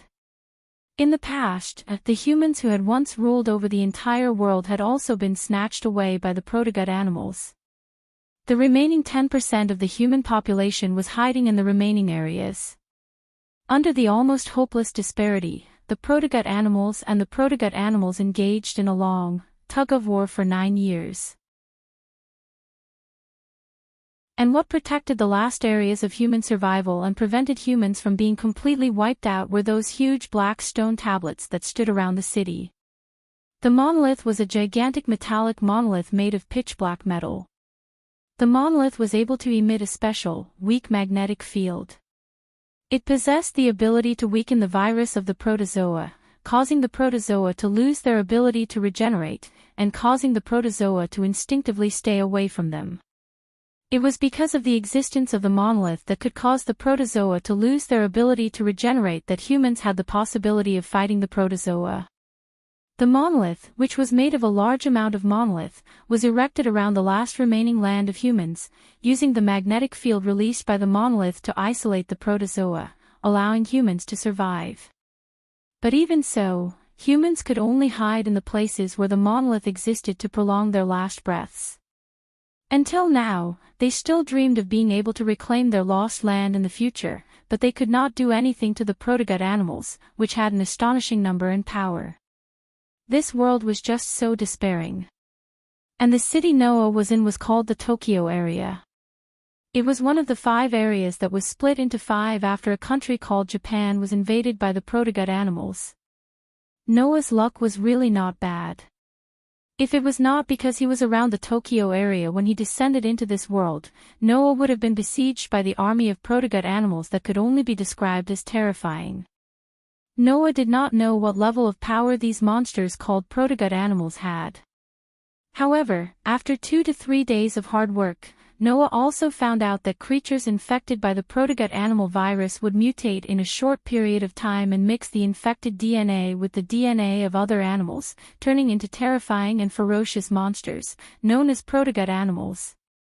And the more DNA of different species mixed with the protogut animals, the stronger and harder their strength and outer skin would be. Therefore, basically, protogut animals were divided into levels I to 4 according to the strength of the protogut animals. Generally, protogut animals that were only infected with the DNA of one species and had the ability to possess the DNA of one species were the weakest, stage I. Those that were infected with 2 or more protogut animals and had the ability to possess the DNA of 2 or 3 species would evolve to stage 2. Protogut animals in stage 3 and stage 4 generally had the DNA of multiple species and also had all the advantages and abilities of these species, which was very terrifying. When he first arrived in this world, he was kicked to the point of exploding by Noah's crisp kick, causing him to be unable to even regenerate. The stage of the protozoan should be stage 2, a protozoan with the DNA of more than 2 species. Noah had the power to destroy stage 2 in one hit, but he did not know how strong stage 3 and stage 4 were. When he thought of this, Noah could not help but mutter.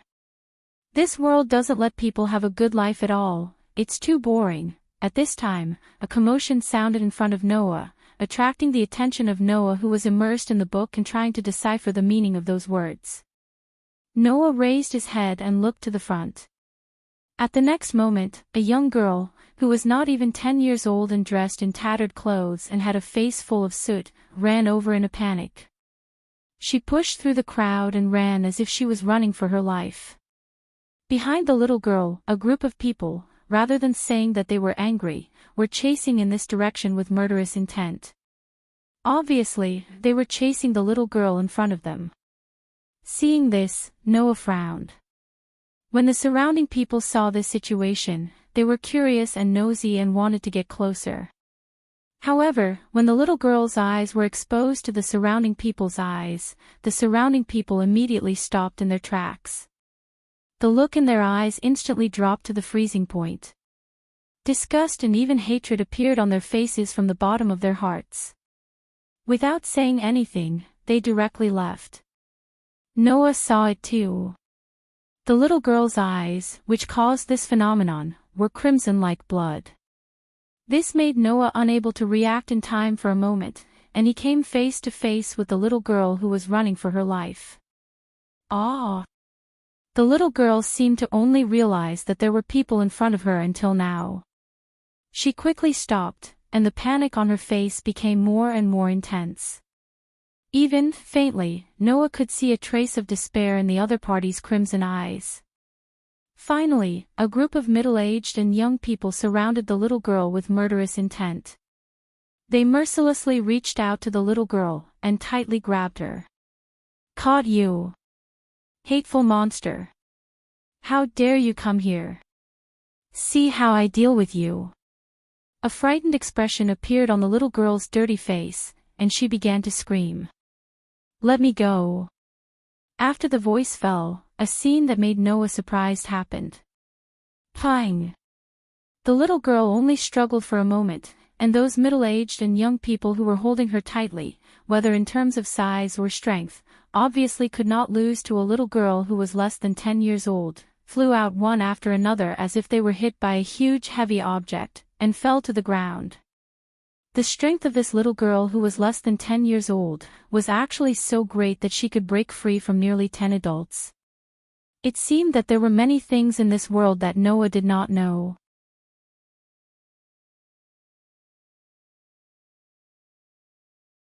Chapter 83. Because of the struggle of the little girl with crimson eyes, the people who fell to the ground were all dizzy and couldn't get up in a short time. Seeing this situation, the little girl didn't react, but the people around her actually showed anger. Sure enough, she's a monster. She's a pest that only hurts humans. Kill her. The people who had turned a blind eye to everything just a moment ago now surrounded the panic-stricken little girl with a face full of fear in the middle. Witnessing all this, the thoughts in Noah's mind could be summed up in 3 simple words. Why? Why is this little girl called a monster? Why are the people around her not only watching her die, but also planning to hit her when she's down? Why are the little girl's eyes crimson? Why is it that a group of Tokyo residents who looked very normal just now, at this time, can easily say, "Kill her," to a little girl less than 10 years old? I don't understand. Noah really doesn't understand. However, Noah doesn't understand, it doesn't mean that he will stand by and do nothing. Without the slightest hesitation, Noah went straight forward. Under everyone's stunned gaze and the little girl with crimson eyes hiding in panic, he grabbed the little girl's hand and then walked out of the crowd. Hey! After reacting, including those who chased the little girl from the ground, everyone blocked Noah's way and stared at Noah with sinister eyes. Who are you? Do you want to go? Do you want to protect that monster? Be careful that she will turn into an animal at any time and eat you, stinky brat. The people who blocked Noah's way all shouted, and some even did not hesitate to speak ill of Noah, causing more and more people to watch, and more people to cast a terrifying look at Noah with a face full of disgust and hatred. On the contrary, the little girl whose hand was held by Noah seemed to be unable to believe that Noah would stand up for her. She was stunned and even forgot to struggle. Seeing that there were more and more people around him, and the number of comments that were filled with vulgarities and even vulgarities, Noah could not help but feel a tinge of anger rising in his heart. He swung his hand that was carrying the cloth bag on his shoulder and grabbed the cloth bag in his hand. Seeing this, the surrounding voices disappeared in an instant.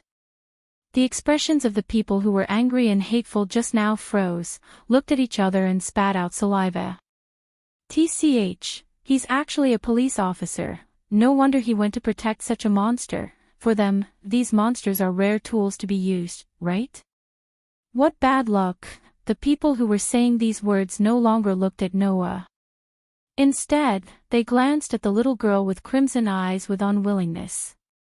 They began to discuss in groups of 2s and 3s while dispersing. Seeing this, Noah was slightly startled, and a thoughtful look flashed across his eyes. Police officer. It was another unknown word. Noah looked at the monolith in the distance and was somewhat anxious. Without a certain degree of understanding of this world, his actions were bound to be limited. He had to hurry up and obtain the necessary information to understand this world. 1 week later, outside of the monolith, which was the border of the human living area, was the area where the protozoa rampaged without restraint. It was all listed as an unexplored area in international intelligence. In such an extremely dangerous place, Noah stood on a piece of land that was the color of a rotten tree trunk. He looked at the dark gray sky, and his dark and deep eyes were filled with a kind of unprecedented blankness. In this week's time, other than learning the language and communication in the Tokyo area, Noah spent the rest of his time hunting protozoa outside of the monolith. Noah did not have the currency of this world. Therefore, after inadvertently learning that some research facilities were purchasing parts of protozoa's bodies for research, Noah often came to hunt protozoa. By selling parts of the protozoa's bodies, he earned some living expenses. And now, after a week of this life, Noah had basically solved the communication and language problems. Therefore, he also learned about the cruel reality. Noah, who carried a weapon with him, seemed to be mistaken for a police officer. The so-called police officer was the abbreviation of a civilian police company. It was a civilian organization that was responsible for dealing with protozoa-related incidents.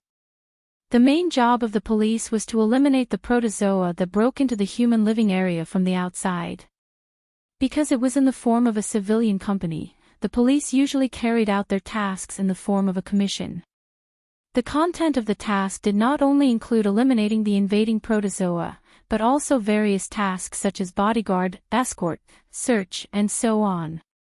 Sometimes, they also had to accept the government's instructions and carry out the task. From this point of view, the nature of the police's work was similar to that of a sorcerer.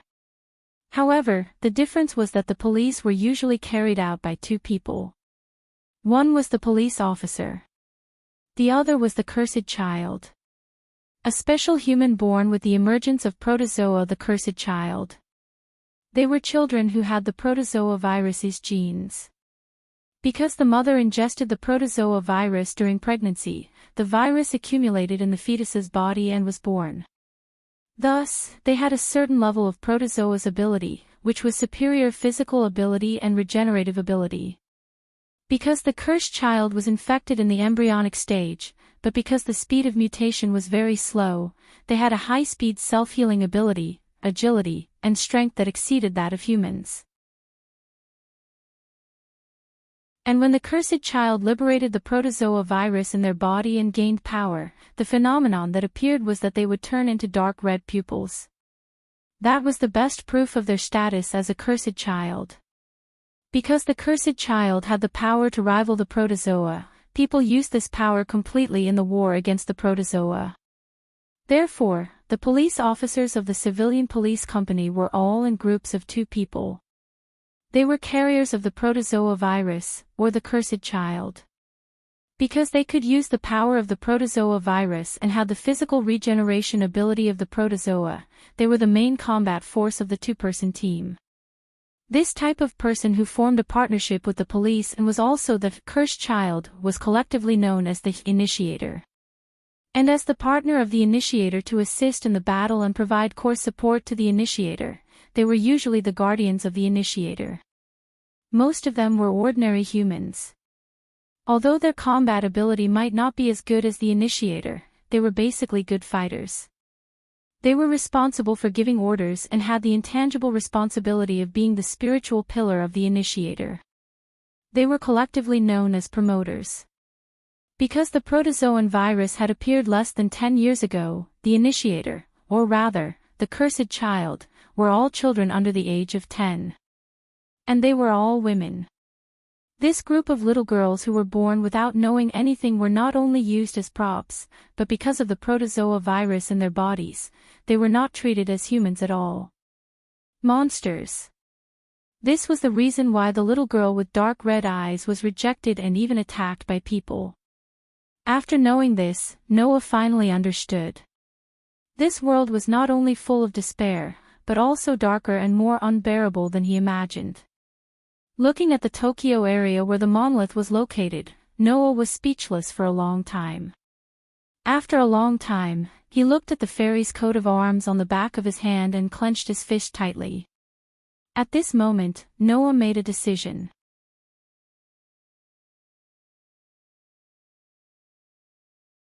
Chapter 84. The sun dispelled the darkness, making it even darker than the darkness. The monolith that surrounded the Tokyo area could be seen from afar under the sky. Today, the huge rectangular black wall with a height of 1,618 kilometers and a width of 1 kilometer was still like an iron tower that connected the sky and the earth. It stood in people's line of sight at a certain distance. Undoubtedly, if such a scene existed in the natural landscape, it would be so out of place, but for some reason, it made people feel awe. However, that was also to be expected. After all, only the area in the middle of the monolith was the last paradise left for the humans of this world. In the blink of an eye, the demarcation line between the areas where humans and primitive animals lived by the monolith had existed for 10 years. Because of the war, the areas in the Tokyo area that could be preserved intact were unified and divided into 43 areas. Starting from District 1, which was the center of the Tokyo area, the closer it was to the border of the monolith, the larger the number of districts, all the way to District 43. Beyond that would be the unexplored territory of the protozoa. And in the periphery of the 43 districts in the Tokyo area, which was closer to the monolith, or even the border area, no one was willing to live in. They were collectively called the Outer District. Here, people's breath was sparse to a terrifying degree. Moreover, incredible things could be seen everywhere. For example, it was unimaginable that the footprints of huge monsters came from humans. For example, a chair stained with blood. For example, a four-wheeled car with a broken window. The inside of the car was bright red like rust, which made people think of the unknown color of blood. Another example was the unknown reddish-purple weeds that grew from the cracks of the stone. The ground here was basically barren like the wilderness. The buildings seemed to have been trampled by some monster, and were comparable to ruins. This was the outer district of the Tokyo area, a place that no one was willing to go near, let alone live there. However, in such a desperate area, in the 39th district, there was such a place. A place surrounded by walls, the size of a small town. There were many buildings that were obviously new. Compared to the ruins outside the walls, the buildings were quite intact. Although these buildings couldn't be compared to the high-rise buildings in the inner district of the Tokyo area, they were still regular residences. Presumably, for those who lived in the outer district all year round, abandoned by their biological parents and rejected by the people, this was definitely a dream paradise. And if one looked carefully, they would find. In this small area surrounded by walls, at the top of the only gate, there was a plaque hanging. On the plaque was written, "Fairy Tale. President. President." In a school the size of an elementary school, Noah, who was reading a thick book, was surrounded by a group of girls who were less than 10 years old who had just finished class. They pestered Noah with their crisp voices as if they were acting spoiled. "Tell us a story. President. Another story." There were already 2 or 3 children climbing on top of Noah, who was hanging on top of him, put down the book in his hand. The expression on his face was gentle, but his tone was somewhat helpless. "In class, there should be a teacher who will tell you a story, right? The teacher's words are not as interesting as the president's." The children shouted out. "We want to hear the president's story." Okay. Noah could only shrug his shoulders and pull down the children who were hanging on him. After pondering for a moment, he smiled slightly. "Do you know why we call this place Fairy Tale?" The children naturally shook their heads, their faces filled with curiosity and bewilderment.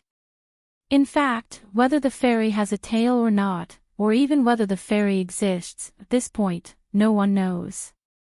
Facing the gazes of the children, Noah spoke softly in a tone that sounded as if it came from a faraway place. But it is precisely because of this that an eternal mystery will become an eternal hope. I created Fairy Tale to tell everyone that, just like the mystery of whether a fairy has a tail or not, or even whether it exists, never give up hope. Noah looked around at the children who more or less had a longing expression on their faces and closed his eyes. One day, you will also have to step foot in the outside world and come into contact with the people in the outside world. At that time, you will definitely encounter all kinds of difficulties. However, even if there are people who reject you, hate you, make things difficult for you, or even want to hurt you, you cannot give up hope. As long as you believe in hope, the fairy will definitely appear by your side. So, never forget. It doesn't matter if you are the cursed child that everyone hates, you are still a member of Fairy's Tale. Fairy's Tale will always be your home. Hearing this, the children's faces all showed a happy expression. This kind of expression also made Noah's heart feel unusually peaceful. Noah would never forget that a year ago, when he first came to the outer area, the faces of the cursed children here were gray, alert, indifferent, and had red eyes that seemed to hate everything in the world. For the sake of these accursed children, Noah had worried a lot for the past year. Now, he was finally able to let Fairy Tale become the hope in these children's hearts, allowing these children to live the lives of ordinary children. And this was all that Noah could do. Of course, in this way, there were also all kinds of troubles. President Noah. A middle-aged man in a black suit with a gun at his waist sat expressionlessly at the door. The car is already waiting outside. That person is also waiting for President Noah's visit. President Noah, please take some time and come with us. Noah glanced at the middle-aged man and did not say anything. Instead, he said to the children around him, "Okay, it's time for class. You all should go back to the classroom." Yes, the children immediately left obediently and returned to the classroom. Noah then reached out and took the long cloth bag that had been on the ground beside him. He stood up and walked out of the door. Tokyo, District 1, in this place called the heart of Tokyo, a long limousine drove from afar and finally stopped in front of a building. A person in a suit like a bodyguard appeared out of nowhere and opened the door of the limousine. Noah, who was sitting inside, got out of the car and stood in front of the building in front of him. That's probably the so-called neo-Gothic style building, right? The curved window glass embedded in the white and smooth stone pillars shaped like ivory, and the wavy slanted door. Many parts of the luxurious building in front of him used the aesthetics that Noah saw in books. It was a palace that people couldn't find fault with. Noah just glanced at such a building and then, accompanied by 2 guards, he was led into the building called Holy Residence. It didn't take long for the 2 guards to open a huge door and let Noah walk into a brightly lit hall. In the hall, the 2 people opened their eyes as soon as Noah came in. They seemed to have closed their eyes tightly until just now, as if they were resting, and their eyes focused on Noah. Looking at the 2 people in front of him who were undoubtedly big shots, Noah's eyes flashed.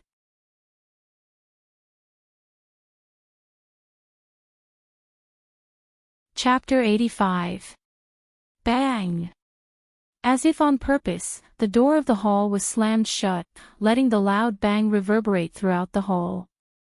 Noah did not care about this threatening action. He looked up and looked at the other 2 people present other than him. It was a combination of a man and a woman.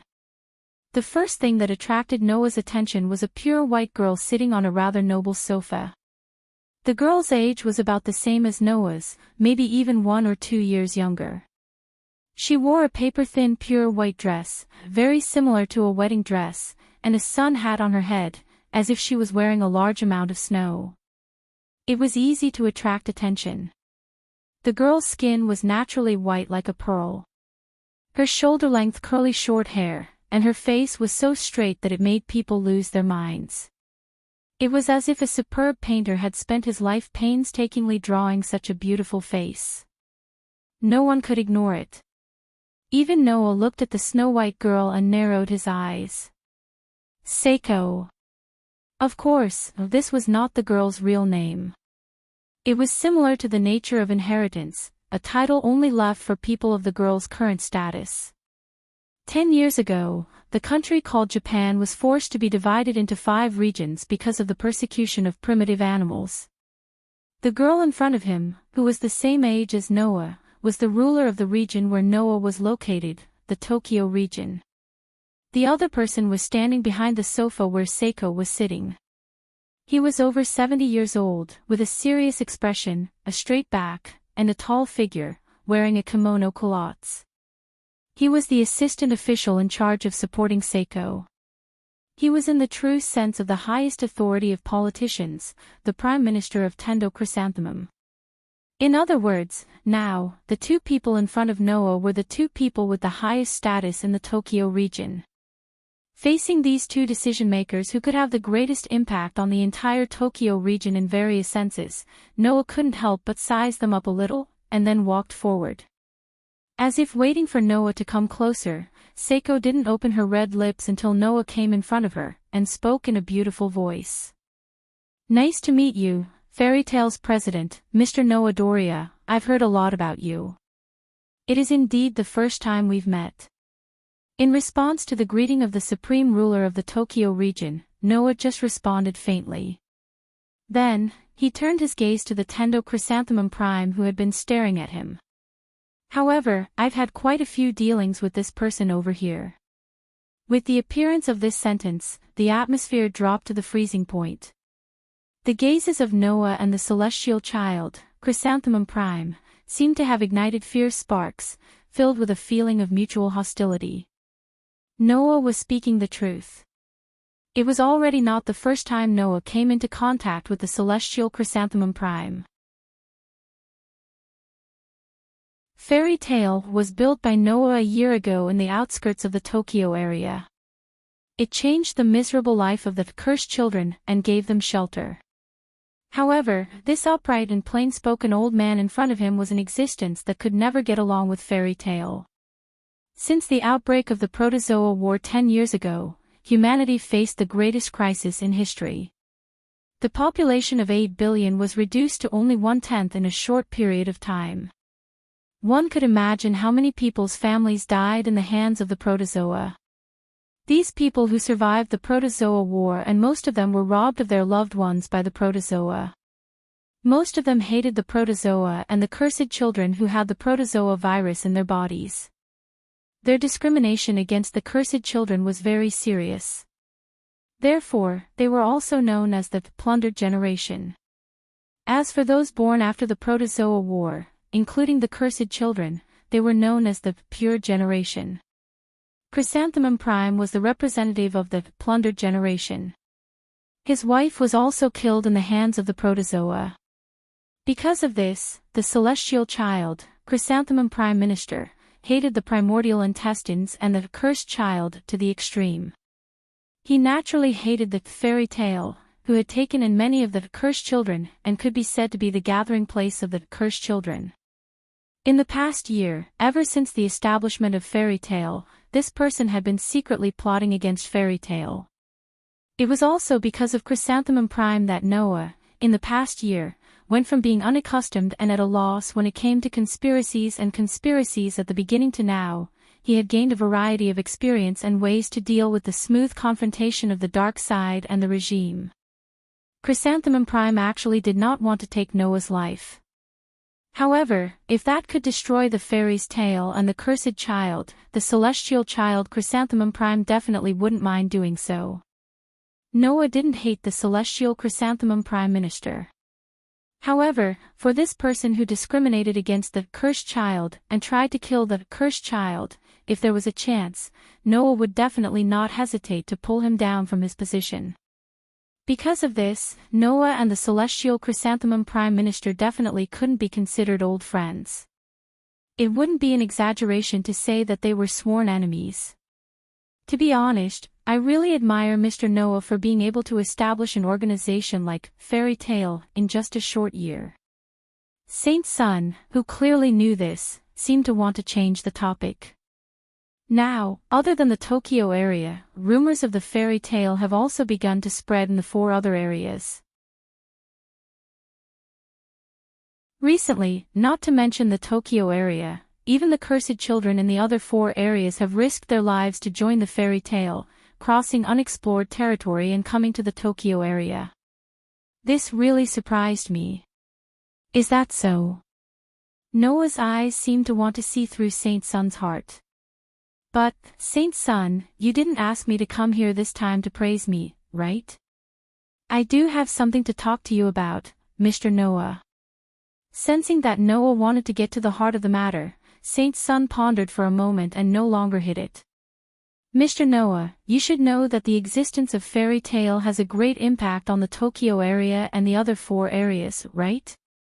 Now, as long as you live in the former land of Japan, no matter where you are, you will know that fairy's tale is the only paradise that can accommodate the cursed child and allow the cursed child to live a normal life without discrimination. Tentong Kikushima said indifferently. Even in foreign countries, there seems to be rumors of this, causing a lot of cursed children to become restless. Oh. Noah's expression did not change. And then? What are you trying to say?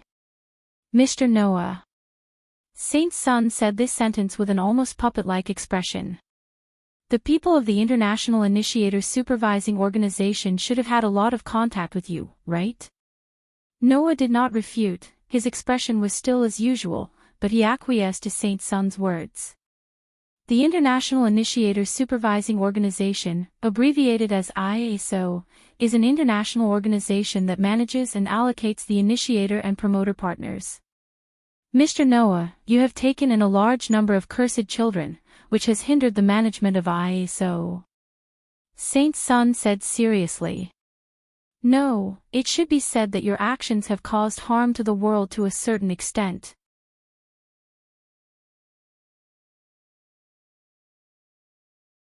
Chapter 86. Noah's actions had caused harm to the world. It might be easy to think of this as exaggeration, but Noah understood why the Holy Son of Heaven would say this. In this desperate era, even if there was the existence of the chi that could suppress the rebirth of the protozoa, humans could only barely survive the confrontation with the protozoa, and would not be completely wiped out. Under such circumstances, the police force formed by the initiator and the promoter, who could fight against the protozoa, was the world's last hope. It was said that the most powerful initiator could even influence the military situation of the entire world. From this, it could be seen how important the cursed children, who could display abilities comparable to that of the protozoa, and had the precursor of the protozoa virus in their bodies, were. However, due to the existence of the fairy tale, the number of initiators began to decrease sharply. I heard that the people from the International Initiator Supervision Organization, IASO, had contacted Fairy Tale, hoping that Fairy Tale could provide them with the cursed child, so that they could use the cursed child as an initiator and assign it to the police as a partner. However, Mr. Noah rejected them, right? Elysium's expression was very serious. With all due respect, Mr. Noah, your actions will cause many police partners that can fight the protozoa to be unable to be born, indirectly causing us to lose a large amount of power to fight the protozoa. Do you know that? Hearing this, Noah more or less understood the Holy Son of Heaven's intention. In other words, Lord Holy Son of Heaven, you want to persuade me? Noah looked at the Holy Son of Heaven with a smile that was not a smile. You want me to compromise and provide the people from Fairy Tale to be manipulated by you to form the so-called police partners? Mr. Noah, I heard that you also obtained your police license a year ago, but you refused to be the initiator partner assigned by the International Initiator Supervision Organization, ISO, right? Elysium asked sincerely.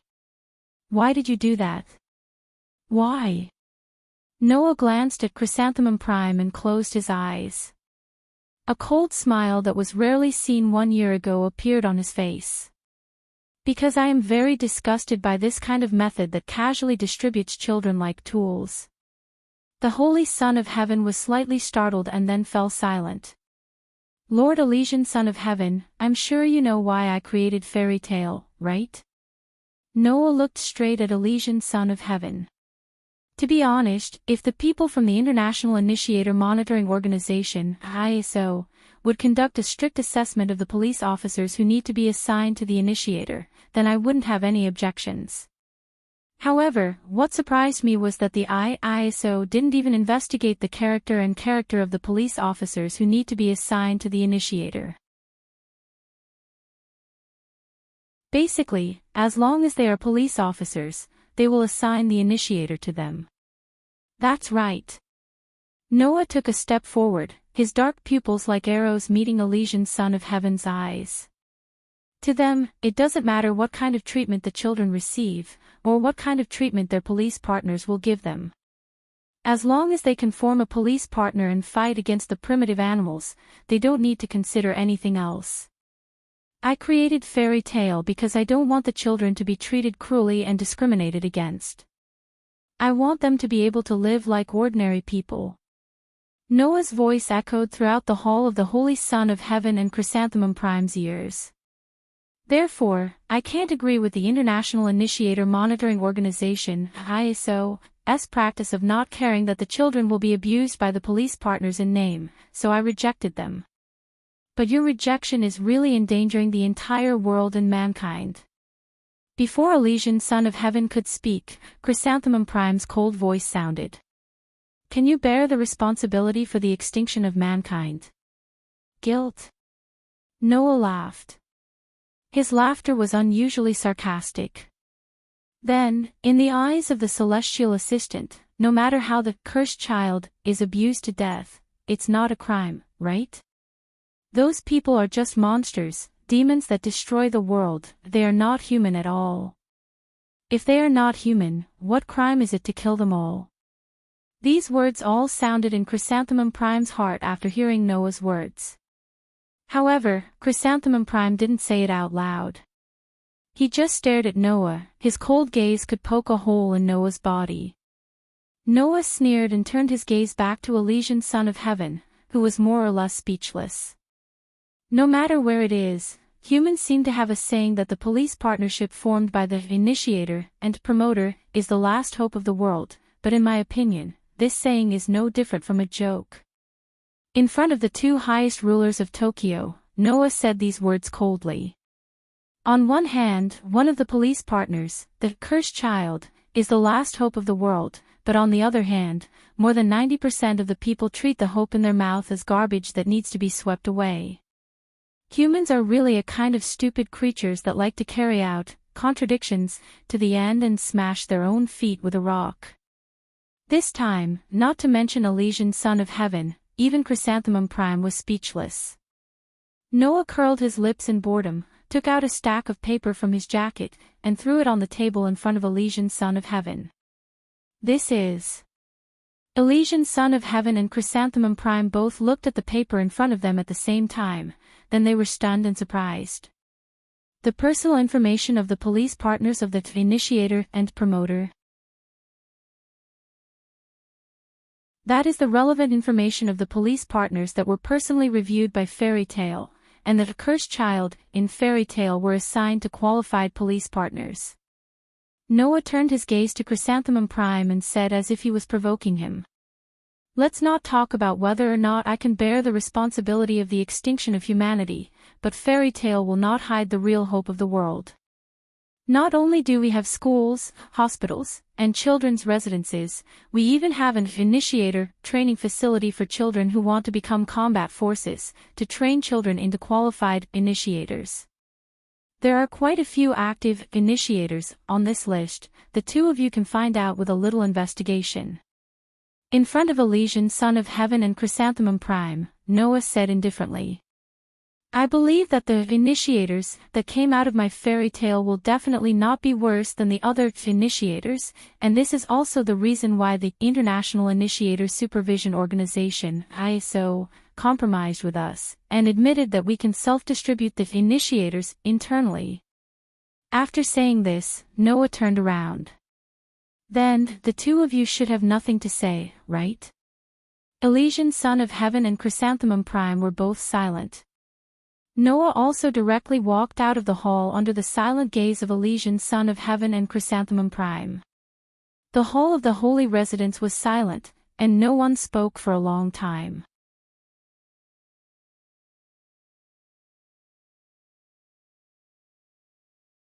Chapter 87.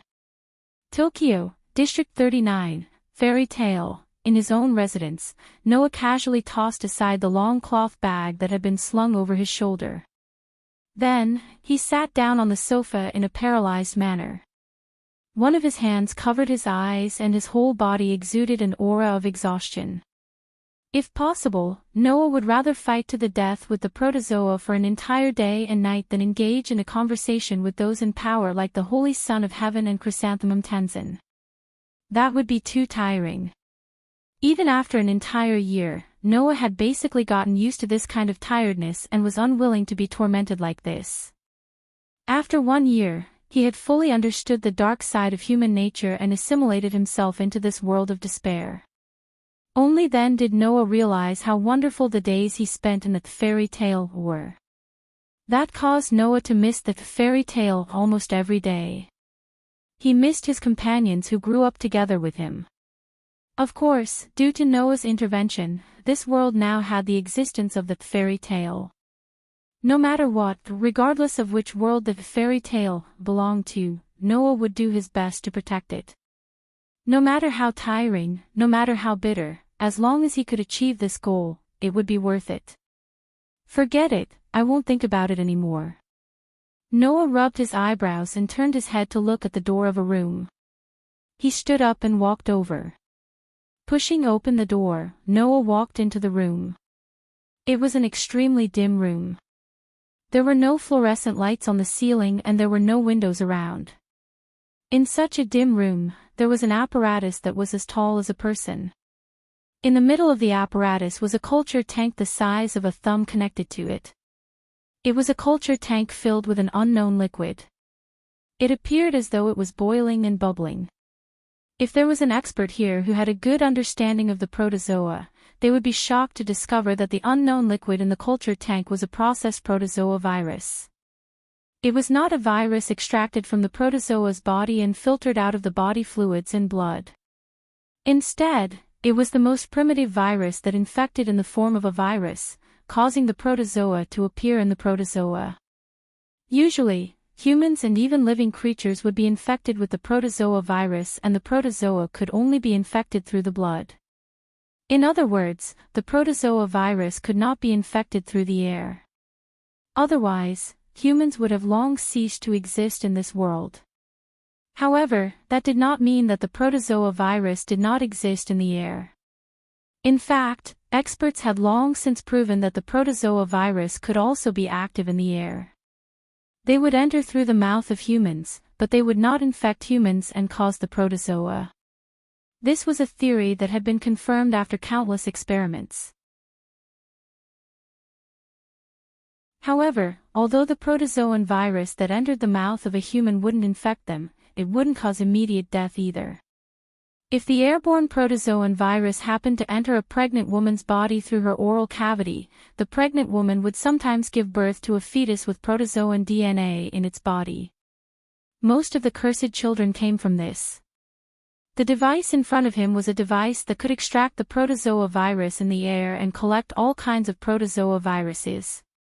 Although the culture tank filled with protozoa viruses was only the size of a thumb, there were at least hundreds of protozoa viruses mixed with species factors inside. With such a high concentration of protozoa viruses, if anyone accidentally let even 1% of them enter their body, they would probably instantly transform into a protozoa and become a complete monster. It was impossible for Noah not to know that.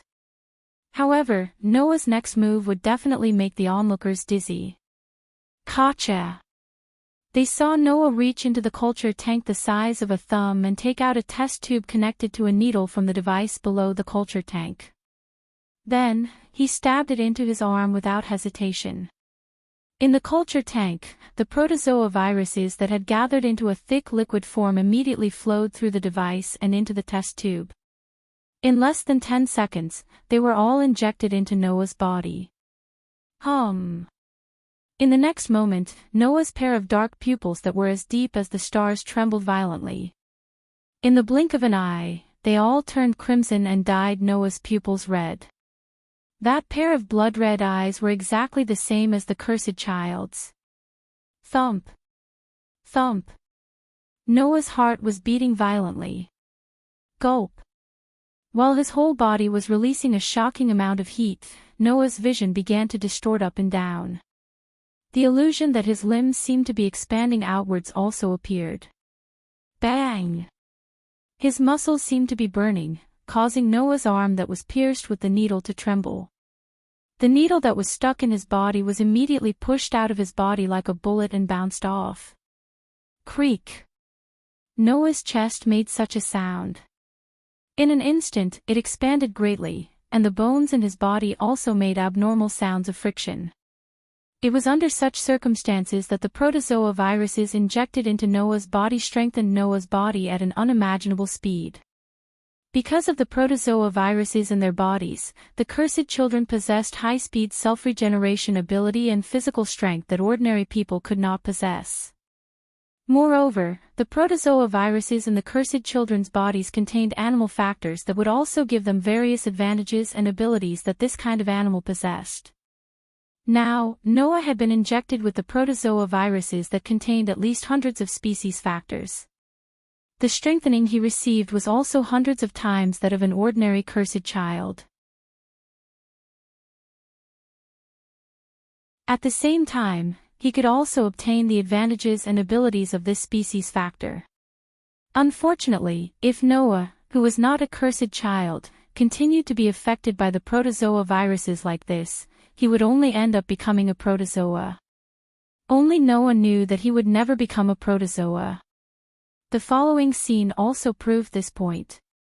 After an unknown amount of time, the abnormalities in Noah's body began to stop. His body that was shaking like lice also slowly returned to calmness. The crimson pupils faded bit by bit, and the ominous color gradually disappeared until a certain moment, the dark pupils that belonged to Noah returned once again. Phew! Noah, who had been suppressing the sudden changes in his body, exhaled a long breath. He shook his arms and felt his body that had once again undergone a great deal of strengthening. No matter how many times I go through it, I will always be surprised by my physique. Noah's physique was different from ordinary people. It had characteristics that ordinary people did not have. One of these characteristics was that it could eliminate all negative forces and side effects that acted on Noah's body. This included viruses. Under the effect of Noah's physique, the protozoa viruses that entered Noah's body not only got rid of the side effects of protozoa, but even the property of existing in the form of a virus was judged by Noah's body as a side effect and was completely broken down.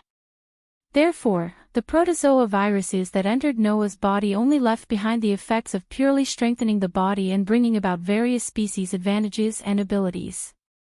During this year, Noah would inject the protozoa viruses into his body almost every other month. With the help of his physique and the protozoa viruses, his strength had been greatly improved during this year. Therefore, even though he still needed to spend time and effort on the operation of Fairy Tale, Noah's strength had still been greatly improved. After reinstalling the culture tank on the apparatus and activating the apparatus to collect the airborne protozoa viruses, Noah walked out of the room. The next time he came would be another month later. Ding dong. As if the time was calculated, Noah's doorbell rang.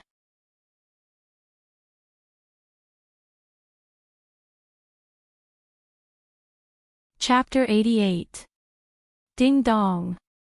Noah, who had just come out of his room, heard the doorbell ring. He was slightly startled, but immediately, his outstanding sensing ability clearly reflected the aura of the people outside the door to Noah, making Noah, who recognized the identity of the people outside, roll his eyes. Walking forward, Noah directly opened the door. The next moment, 3 figures were imprinted in his eyes. The people who came were a boy and a girl around 16 or 17 years old, and a little girl around 10 years old. Standing in front of the boy and girl was a little girl around 10 years old.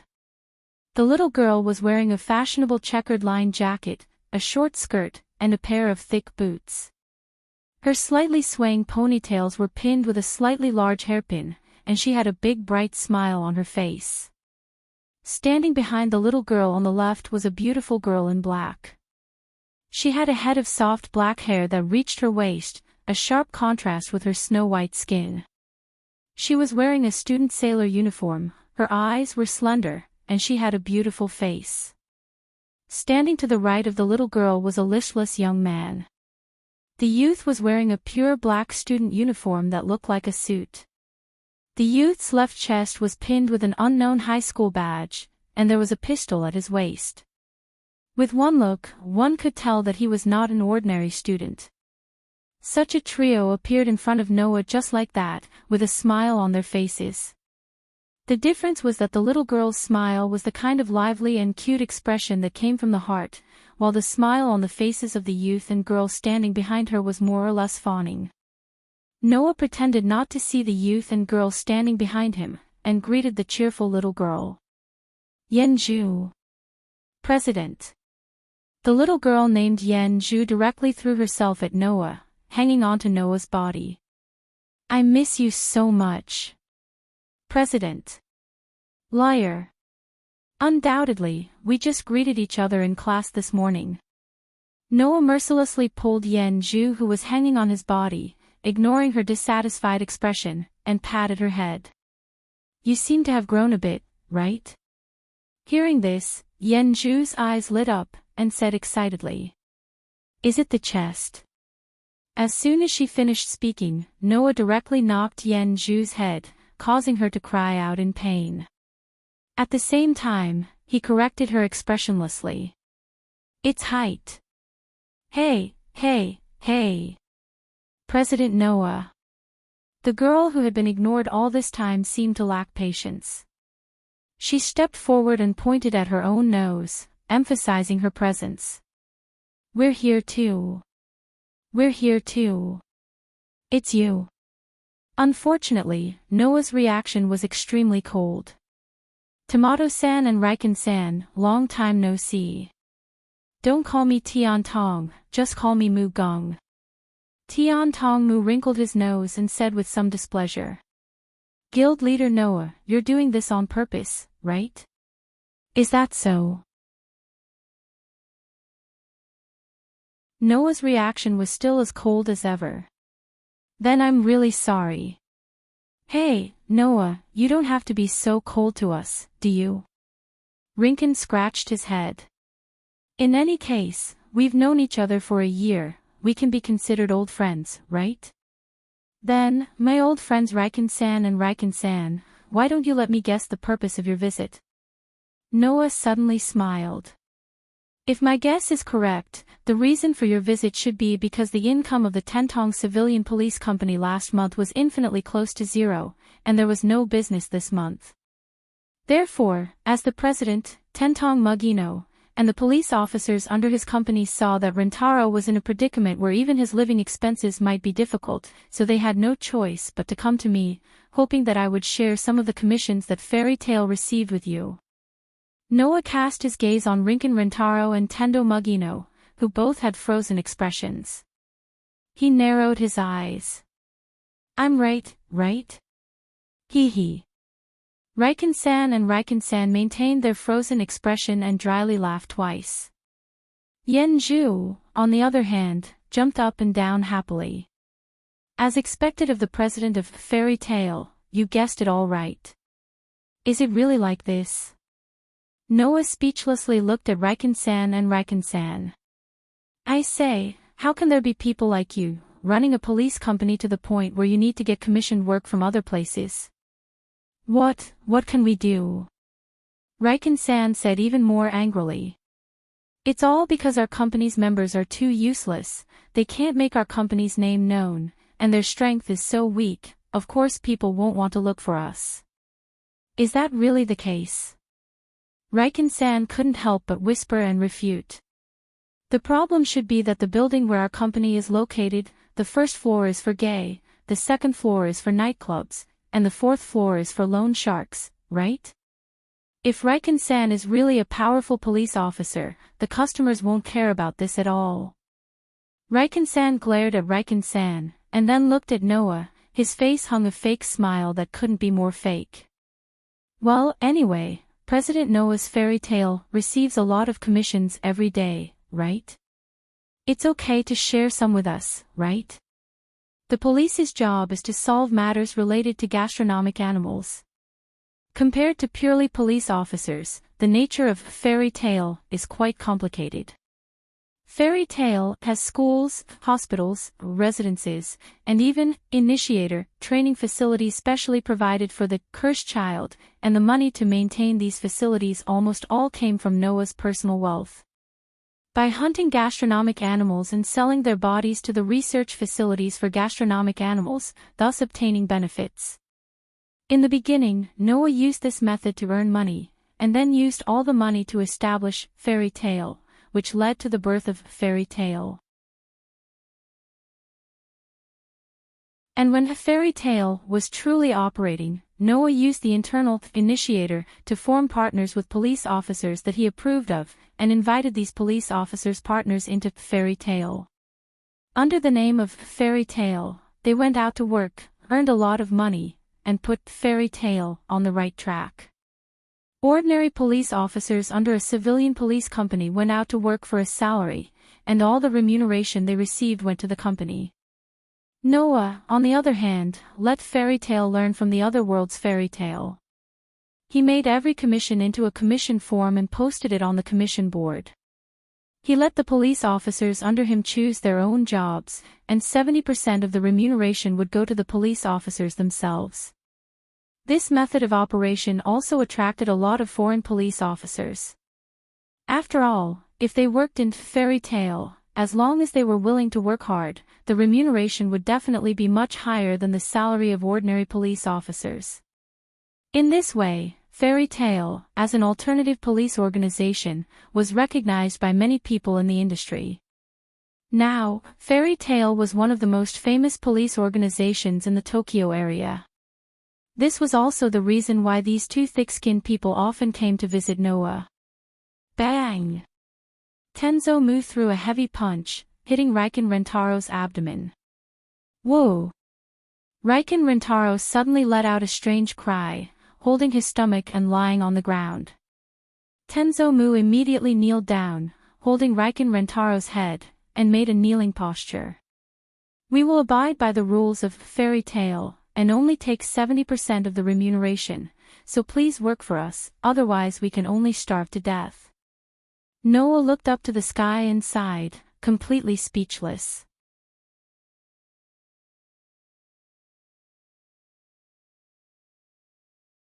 Chapter 89. In a gymnasium in Fairy Tale, Noah was currently confronting Rentaro Rikken and Yen Zhu Lan Yuan, a pair of police officers. 10 minutes ago, Tian Tong Mu had happily gone to the main building where the police officers of Fairy Tale gathered and rested, where the commission orders were posted on the board. Rin Zentaro, Lan Yuan, and Yen Zhu, who were left behind, were called over by Noah to present such a scene. Opposite Noah, Rentaro kept sighing with a listless face, as if he was about to die. Lan Yuan Yen Zhu, on the other hand, looked eager to try. Noah, who was amused by the contrast between the two, smiled. You can attack me anytime. Okay. Yen Zhu shouted, which made Rin Zentaro sigh even louder. Do we really have to test her? Let me see how much your strength has improved. Noah smiled. After all, I was the one who personally taught Yen Zhu battle techniques a year ago. Although Yen Zhu comes back every day, I haven't tested her strength again. As for you, Rentaro, as Yen Zhu's partner, why don't you show off a little bit of your strength? Then why don't you just let Yen Zhu fight you? I'll just forget about it. Rin Zentaro shook his head. I'm so weak, I don't even know where my IP ranking is. How can I be your opponent? IP ranking. Developed and published by the International Instigator Monitoring Organization (ISO), the ranking of police partners is based on the number of protozoa each existing police partner has taken down and the results they have achieved. Although there were all kinds of problems with this ranking, such as the mutual promotion, restraint, and compatibility between individuals, some were better at fighting with humans, some were better at fighting with animals, and some were better at fighting with animals.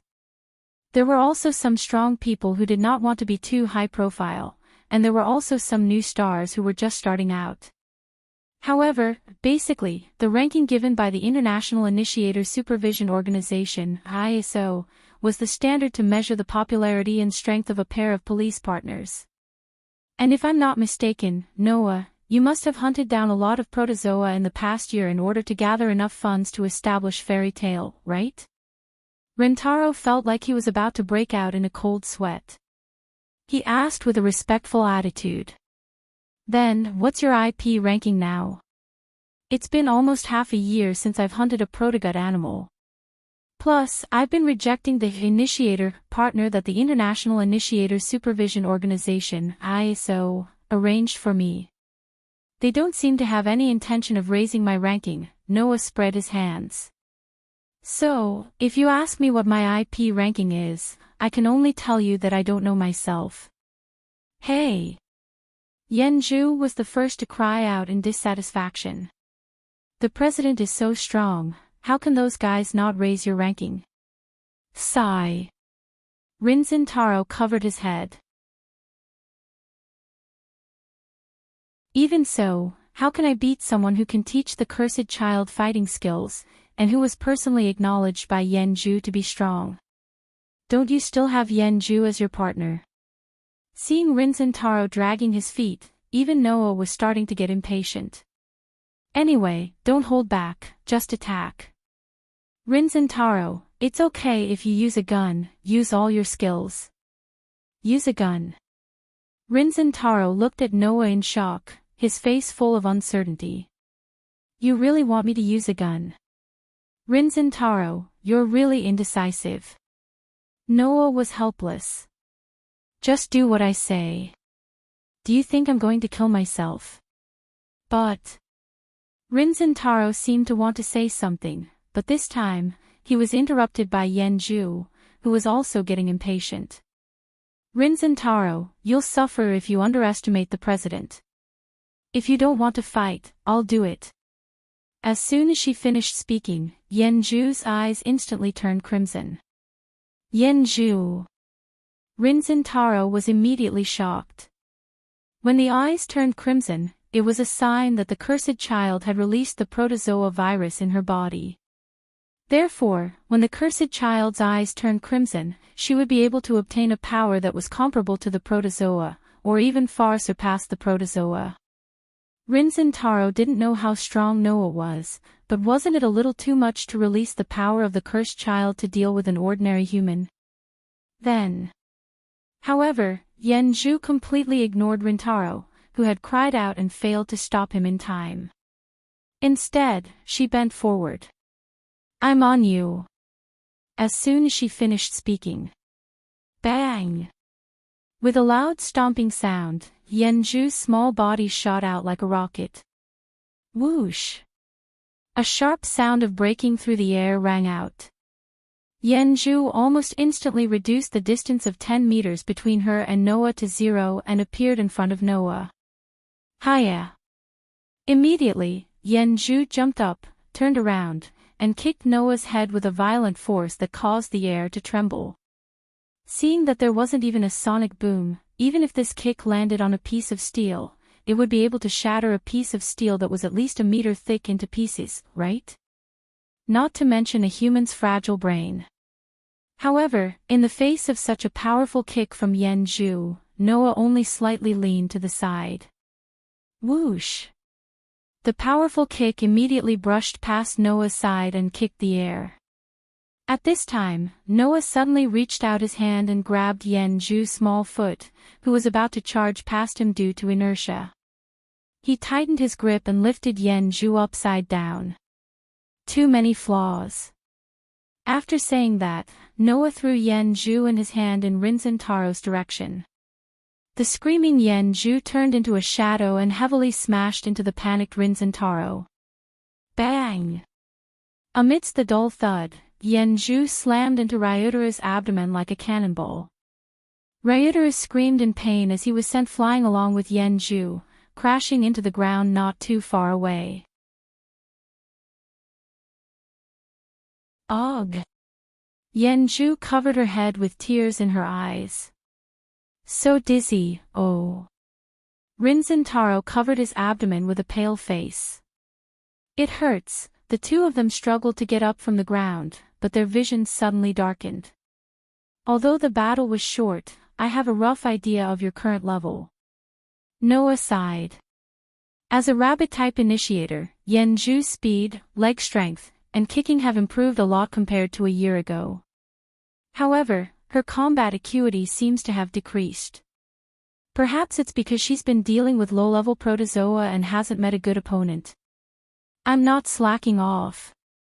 President. Yen Zhu said angrily.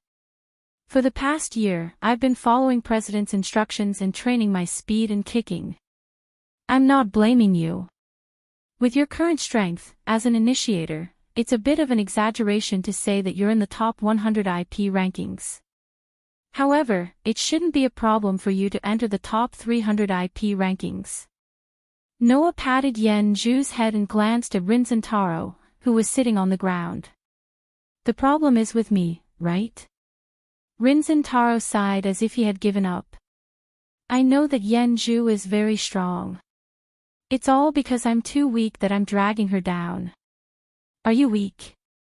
Noah looked at Rinzin Taro deeply and smiled. Maybe.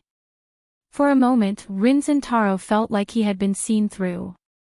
This made his heart palpitate, and he quickly changed the topic. Speaking of which, Noah, I didn't expect you to be so strong. Even Yen Zhu isn't your opponent. You're invincible in close combat among all the police. If you can get a good gun to make up for your long-range combat, it'll be hard to find a match for you in the entire Tokyo area. Hearing this, Noah fell silent.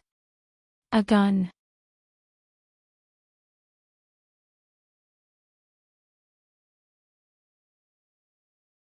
Chapter 90. Noah raised his head and looked at the building in front of him that was at least 20 meters tall. He squinted his eyes because of the light reflected from the reflective glass. Is this the location of that famous large-scale weapons company, the headquarters of Sima Heavy Industries? That's right.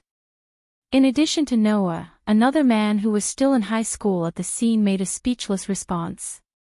If possible, I really want to never set foot here like Miss Mugging.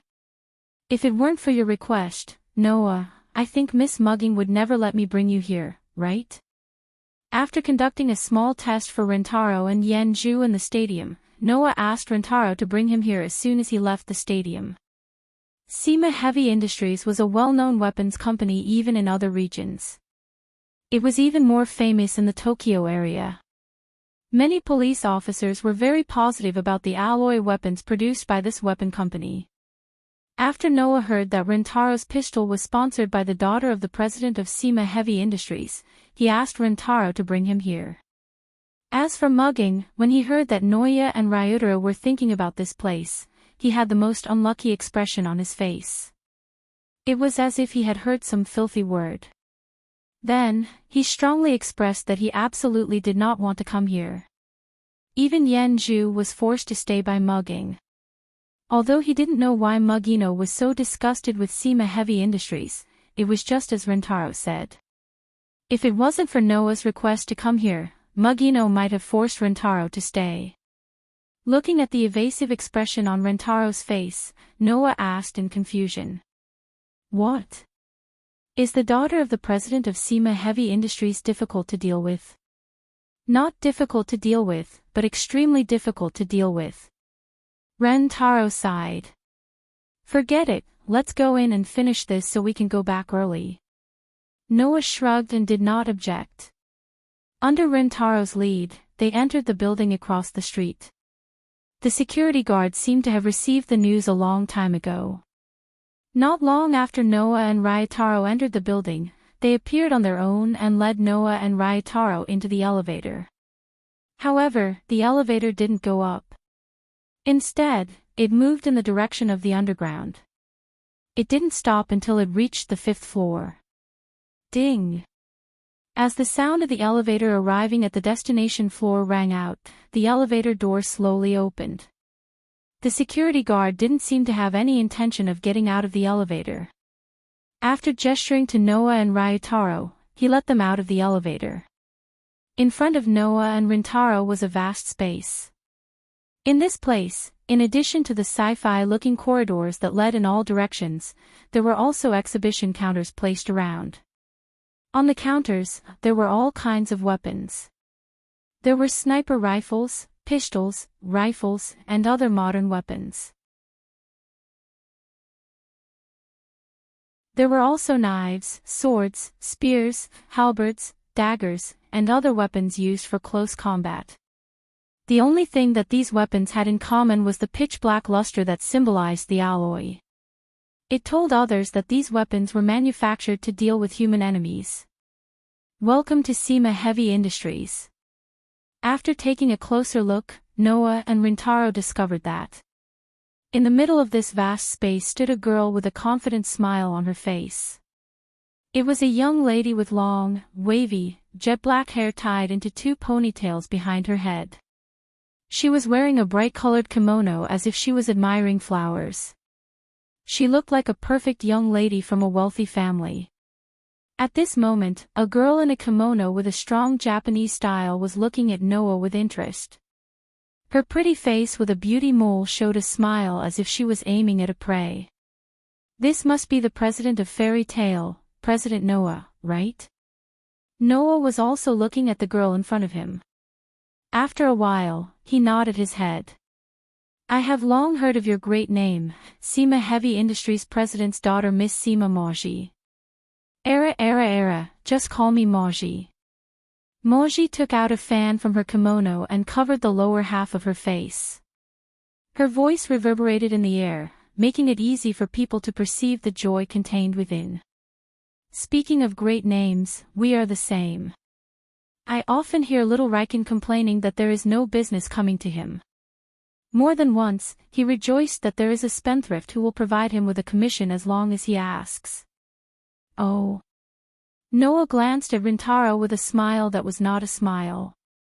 So you have always thought of me like this? Don't take it seriously. This is definitely not true. Rintaro panicked and glared at Moji. Moji, why are you framing me? Who told little Riken to violate the agreement between us? Moji said as if it was a matter of course. Undoubtedly, we agreed that I will provide you with weapons for free. Little Riken came to class at Gaobian High School, but you skipped class today, didn't you? What can I do? Rintaro had an unspeakable expression. It's not like you don't know our company's financial situation. So today, even Miss Mugging skipped class and went to Fairy Tale to ask for help. Seeing that Rintaro and Moji seemed to intend to continue to pester each other, Noah shook his head and interrupted them. Back to the topic, Miss Moji, the purpose of my visit this time, Rintaro should have told you through the phone, right? Indeed, I have received it. Moji patted the fan in her hand and spread her hands with a smile. Her face was full of pride as if she was performing. Everything here is our SEMA family's proudest work. I believe that President Noah will definitely be satisfied with them. This time, visiting SEMA Heavy Industries and meeting SEMA Moji, Noah only had one purpose. Equip himself with a gun. Noah wanted to equip himself with a gun. Of course, this wasn't because Rintaro suggested that Noah should equip himself with a gun to make up for his long-range combat methods. Although Noah's close-range combat was extremely strong compared to the people of this world, and even more so after a year of strengthening from the protozoan virus. Not to mention, Noah's magic knight sword could also control the distance at will. Distance was no obstacle to him, but that didn't mean that Noah didn't have any long-range combat methods. After all, Noah was still a magic shooter. The super high-level destruction magic, Crush, didn't only work on things that Noah personally touched, it could also be used from a distance. However, in this world, as an ordinary person who wasn't a cursed child, Noah couldn't brazenly use magic in order to avoid unnecessary commotion. Therefore, equip himself with a gun was a good way for Noah to conceal himself. Besides, in this world, there was almost no situation where Noah could seriously fight. Therefore, with a gun, he could deal with a lot of situations where he didn't need to personally fight. Because of this, Noah directly shifted his line of sight to the display of guns on the counter. President Noah wants to equip himself with a gun, right? Moji, who clearly saw this point, smiled sweetly. Our company's guns are also very famous in the industry. Although the guns don't need to be made with rhenium alloy, if the rhenium bullets are shot with a good performance gun, the power can be improved a lot. The XD series pistols of Shao Rigian are also provided by our company. Speaking until here, Moji also led Noah and Rintaro to one of the display counters. She pointed at the guns placed inside and introduced them. Of course, if ordinary guns can't satisfy President Noah's needs, there are also guns here that have been specially modified by our company. In terms of performance, they can't be compared to the state before modification. Noah naturally heard all of Moji's words. Noah, who glanced at the counter in front of him, quickly fixed his eyes on one of the guns.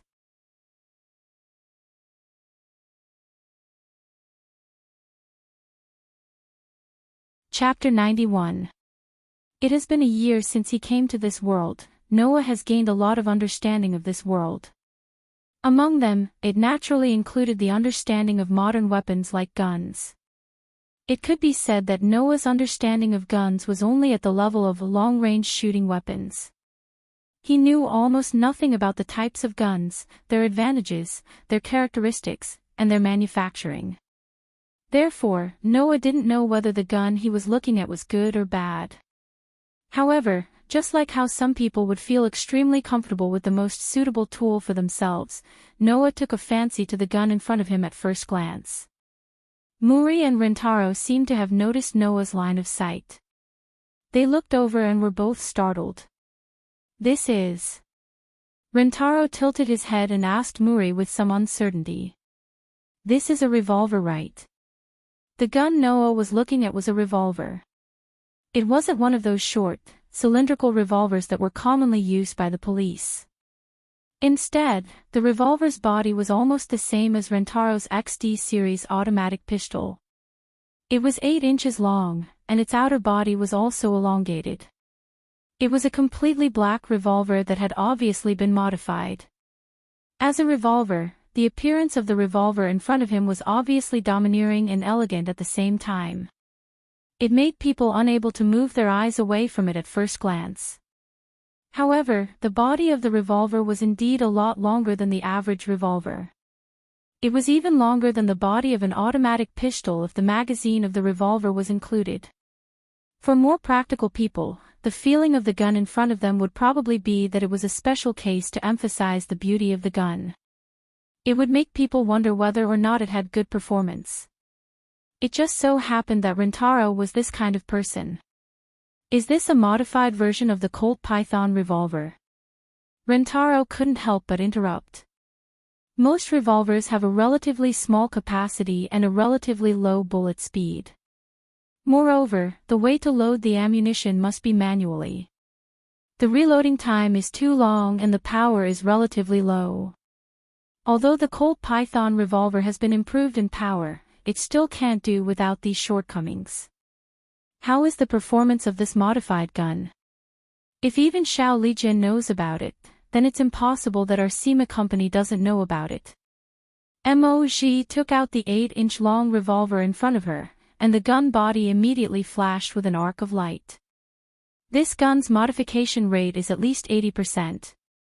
Our department's professionals specifically modified the revolver's unique shortcomings, and thus modified this gun. This gun's bullet speed and power have been greatly improved. Moj said proudly. I can guarantee you that the bullets fired from this gun are as powerful as an anti-tank sniper rifle. Comparable in power to an anti-tank sniper rifle.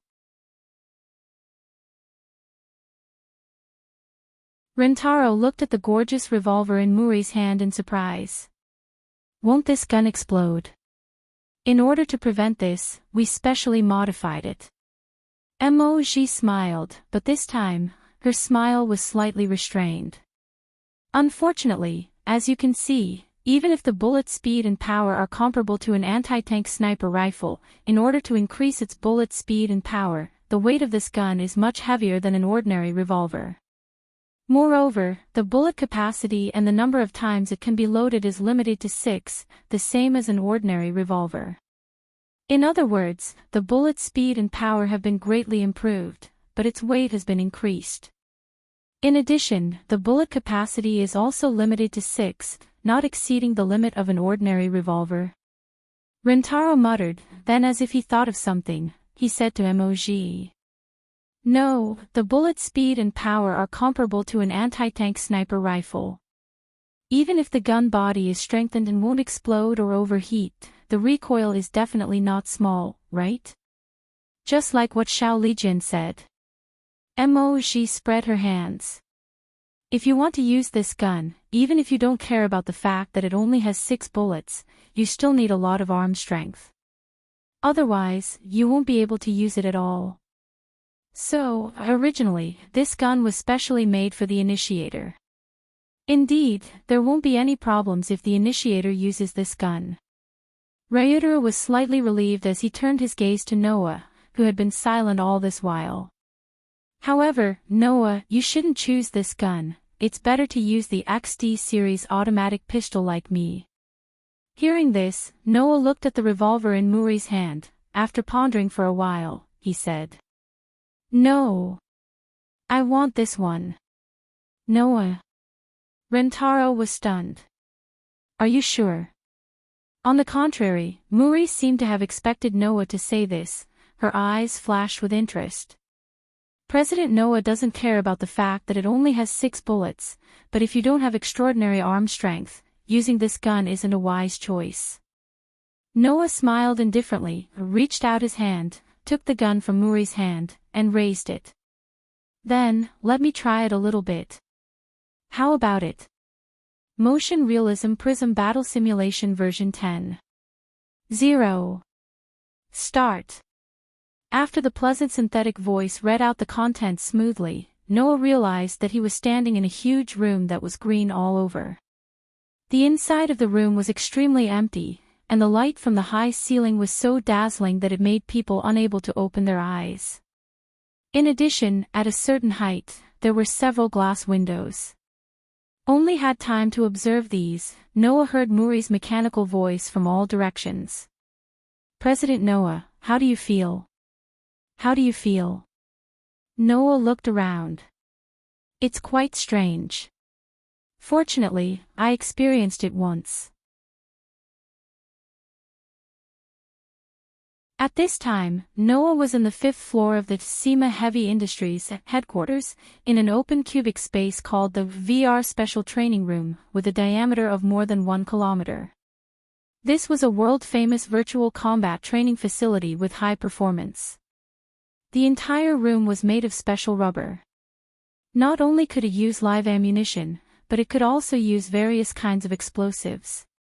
In the Yodo area, this was a very famous training facility. The self-defense forces, special police, and even rich busybodies wanted to use this training facility at least once.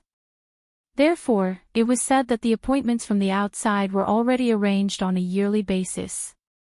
If you made an appointment now, you would have to wait at least a year before you could use it. However, under Wei Weaver's care, Noah made an exception and got a chance to use this place. While Noah was feeling, the surrounding scenery began to distort violently. The next moment, Noah appeared in a desert. At the same time, a gun appeared in Noah's hand out of thin air. It was the modified revolver Noah wanted to test. The information of the gun has been completely inputted. President Noah is holding the same gun as the previous one, including the weight. Muri's voice constantly sounded from all directions. President Noah, if there are no problems, we can start at any time. Noah gripped the butt of the gun tightly as if he was holding his own sword. He lowered his arm naturally. Let's start. As soon as the voice fell, Noah's eyes showed an image reminiscent of an old movie countdown. On one side, there was a black circle, and on the other side, there was a flickering countdown. Not long after, the synthetic voice said, "Mission start."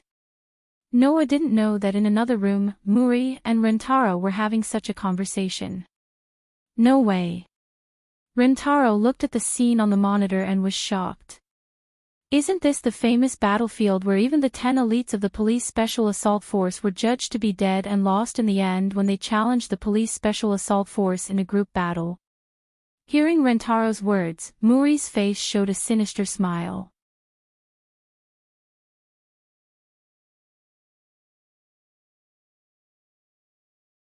Chapter 92. Noah's map was a battlefield where he had to face 30 fully armed soldiers. Each soldier was equipped with an extremely advanced rifle. The battlefield was a desert that was difficult to attack and difficult to move. The soldiers would use sand dunes and defensive barriers to defend, but they wouldn't take the initiative to attack. All kinds of unfavorable conditions were impossible for an individual to break through. Even the 10 elites of the police special assault force were judged to be dead in the end and were defeated. It was easy to imagine how difficult it was to conquer this battlefield.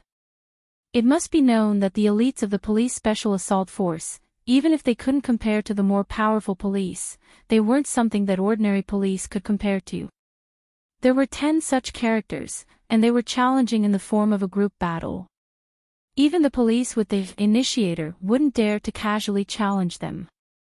Moreover, if one chose this battlefield, they would suffer from the concentrated fire of all assault rifles from all directions. So, until now, no one has been able to clear this battlefield. Hey, Muri, Noah just wanted to test the performance of the gun. You threw him into this battlefield, isn't it too much? Rentaro suspiciously looked at Muri. If you let Noah be easily defeated, your product may disappoint the customers and make them give up on buying it. Is that okay? I'll see you in the small room. You don't understand, do you? Muri stared at the screen in front of her and leisurely waved the fan in her hand. Just like when I first met you, my intuition told me that the man in front of me may not be simple. Hearing this sentence, Rentaro suddenly stopped talking. Hee. Muri suddenly smiled meaningfully. I'm looking forward to it. I'm looking forward to what kind of surprise the president of Fairy Tale can bring me. Moreover, it's a gun specially modified by our company. However, just as this sentence came out of Muri's mouth, the scene on the screen in front of her made her face stiffen. Not only Muri, but even Rentaro also widened his eyes. Because, on the screen, Noah didn't even take a shooting posture. He kept holding the gun, pointing the muzzle at the ground, and closed his eyes. Yes. Noah closed his eyes. Stupid. Is he an idiot? Even Muri and Rentaro couldn't help but call out like this. This was a battlefield where they would suffer from the concentrated fire of rifles from all directions. Closing his eyes. Isn't this courting death? However, the next scene that appeared in front of the two people in front of the screen caused their mouths to slowly open at the same time. Bang bang bang bang bang. Almost at the same time when Noah closed his eyes, chaotic gunshots from all directions randomly sounded. Shio shio shio shio shio. The sound of dense bullets piercing the air echoed in the surroundings, mixed with the chaotic gunshot sounds of the battlefield. Noah raised his head and moved his hand that was holding the gun. Dang dang dang dang. Noah's hand that was holding the spear seemed to have turned into a dancing afterimage in an instant. The rest of his body remained motionless, but his hand that was holding the spear began to dance wildly. While leaving behind afterimages, intense sparks and violent clashing sounds were heard in the trajectory of the afterimages that were waving past. It was the sound and phenomenon caused by Noah blocking the rifle bullets that were fired from all directions with the body of the gun in his hand. What? Muri and Rentaro's pupils suddenly shrank to the size of a needle tip. Using a gun body with a blocking area of less than 50 square centimeters to block hundreds of rifle bullets coming from all directions at the same time. Still closing his eyes. Is this something that a human can do? Bang bang bang bang. Dang dang dang dang. Unaware of Muri and Rentaro's shock at this time, Noah blindly waved his hand holding the gun, blocking all the incoming bullets without missing a single one. After a minute of concentrated fire, it began to stop. Until then, Noah's hand holding the gun tightened. Without warning, he aimed the gun in his hand in one direction and pulled the trigger. Bang! The bullet that was comparable to an anti-tank sniper rifle shot, the power that could penetrate an armored vehicle quickly cut through the air, hitting the head of a soldier who had just emerged from the sand dune. Bang! The powerful bullet directly shot the soldier's head, making the soldier's body slowly fall down. Bang bang bang bang bang. In this regard, Noah didn't even look at them. His eyes were still closed tightly as he spun his body. When the muzzle of the gun reached 5 directions along with the rotation of his body, the remaining 5 bullets in the gun in his hand were all fired. Bang bang bang bang bang.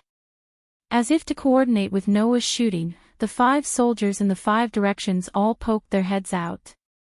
Just as they were about to launch a new round of shooting, their heads were suddenly blown apart by the bullets that came out of nowhere. Paw! When the bullets in the revolver in his hand were all used up, Noah fiercely patted his waist. The prepared bullets flew out from Noah's waist magazine. The 6 bullets were immediately thrown high into the sky, then fell down again. At this moment, Noah also swung his hand that was holding the revolver.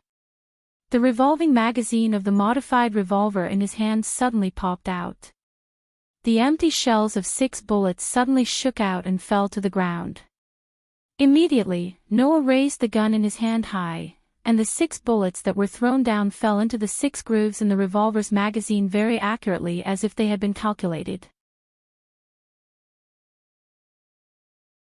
The next moment, Noah swung his hand again, the loaded magazine ejected back into the gun. At this time, the bullets were loaded. If the entire process was calculated using a timer that was accurate to the decimal point, it would only take 0.7 seconds.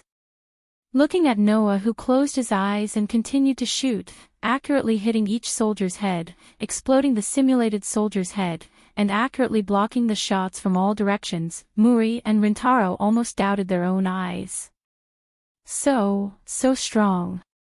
Rentaro couldn't find any other adjectives to describe his mood at this time. What is this? What is this? Muri was like a warmonger who saw an exciting battle and was so excited that she couldn't tell north from south. Is there a man like this in this world? Although the modified revolver provided by MOV has enough bullet speed and power to match the anti-tank sniper rifle that can penetrate armored vehicles, it has the shortcomings of too small a bullet capacity, too much weight, and too large a recoil. Therefore, the person who used this gun must have extraordinary arm strength. Seeing that Noah could shoot continuously in a short period of time, and his hand didn't even tremble, Muri and Rentaro knew that Noah's arm strength passed. Looking at Noah's godlike skill in reloading bullets, which only took 0.7 seconds, the shortcoming of having a small capacity was made up for. In this way, the gun was simply tailor-made for Noah. So suitable. Bang! As the last bullet was fired, the last soldier fell in the desert. When she came back to her senses, Noah had already returned to his original room. So strong. 21,000%. Mori's excited scream rang out, causing Noah to press down on his ears. What 21,000%? That's the average of Koriki's combat power from the previous 3 times he used this simulation facility. After setting it to 100%, the current combat power is calculated. In other words, you're 210 times stronger than Koriki, 210 times stronger than Rintaro in his normal state. Noah clenched the gun in his hand and nodded with satisfaction. Muri-san, I want this.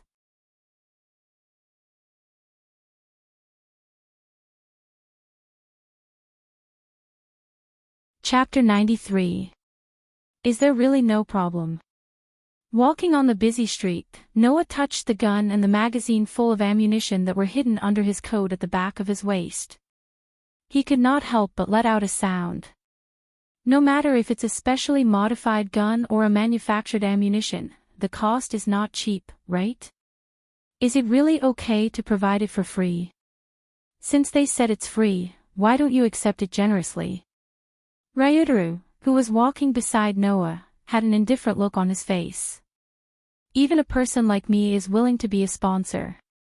You're a person who showed 210 times more fighting power than me, and you only used shooting and closed your eyes.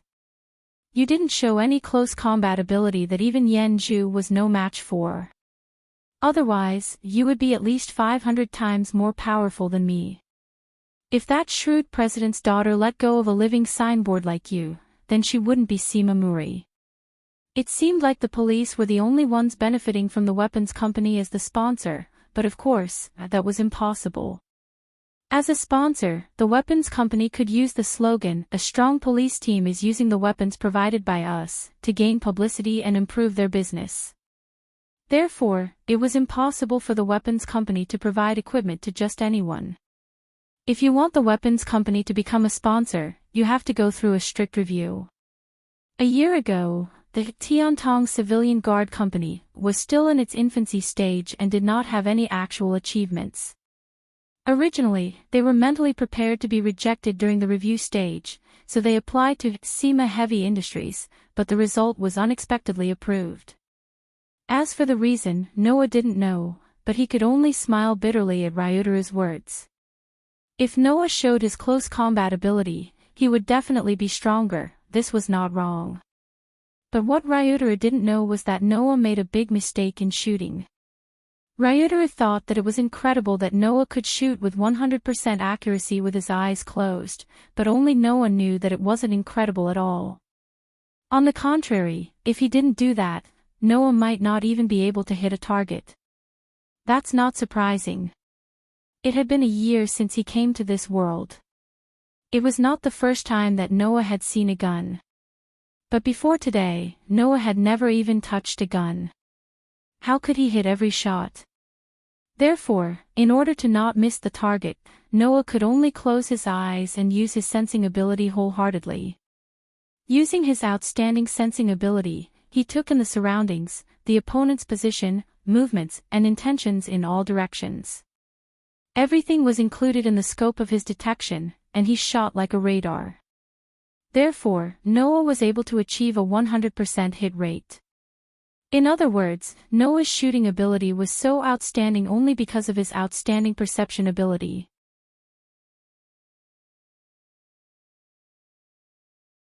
If he were to rely on his own ability to shoot, he might not even be able to hit a single target. In the simulation battle, in the end, only Noah's godlike ability to reload and block the incoming attacks was what Mo and Ryutaru saw. He was the real deal. As for his shooting ability, without his perception ability, it might be a bit too much to say that Noah was trash. But compared to those who have been specially trained in shooting, Noah was indeed a bit worse, let alone hitting every single target. Ryutaro, who didn't know any of this, was very emotional. Mo treated Noah like a treasure and repeatedly said that she would give him weapons and ammo for free. If he needed other weapons in the future, she would also provide them for free. Just like Ryutaro said, she treated Noah like a living signboard. Just as Noah was thinking about this, Ryutaru suddenly said, "Actually, I've always wanted to ask you, why did you approve of me as Yenju's promoter?" Ryutaru's listless expression slowly became serious. He looked forward and said, "Undoubtedly, you are very strong, and you personally taught Yen Zhu combat skills. As an initiator, Yen Zhu's ability is much stronger than the average initiator. Even you said that she can squeeze into the top 300 IP rankings. With such a strong initiator, why didn't you partner with Yen Zhu yourself? You don't have an initiator either, right?"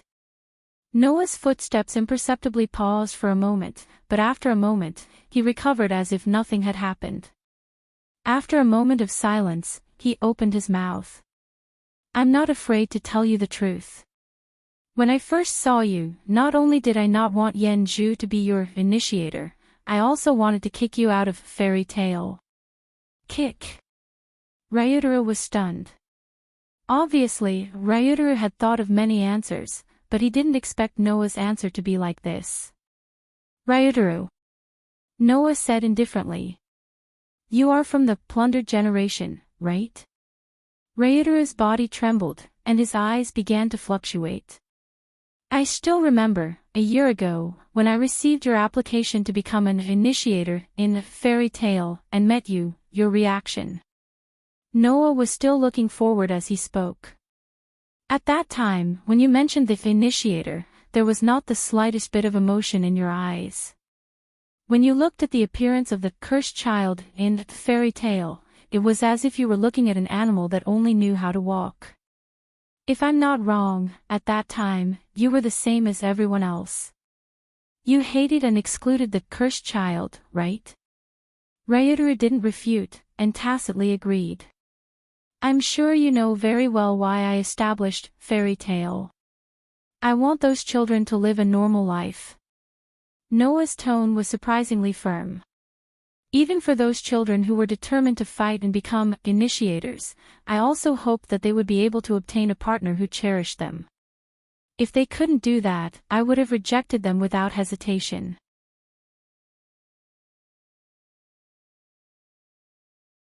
"Then why did you still choose me at that time?" Ryutaro finally couldn't help but ask.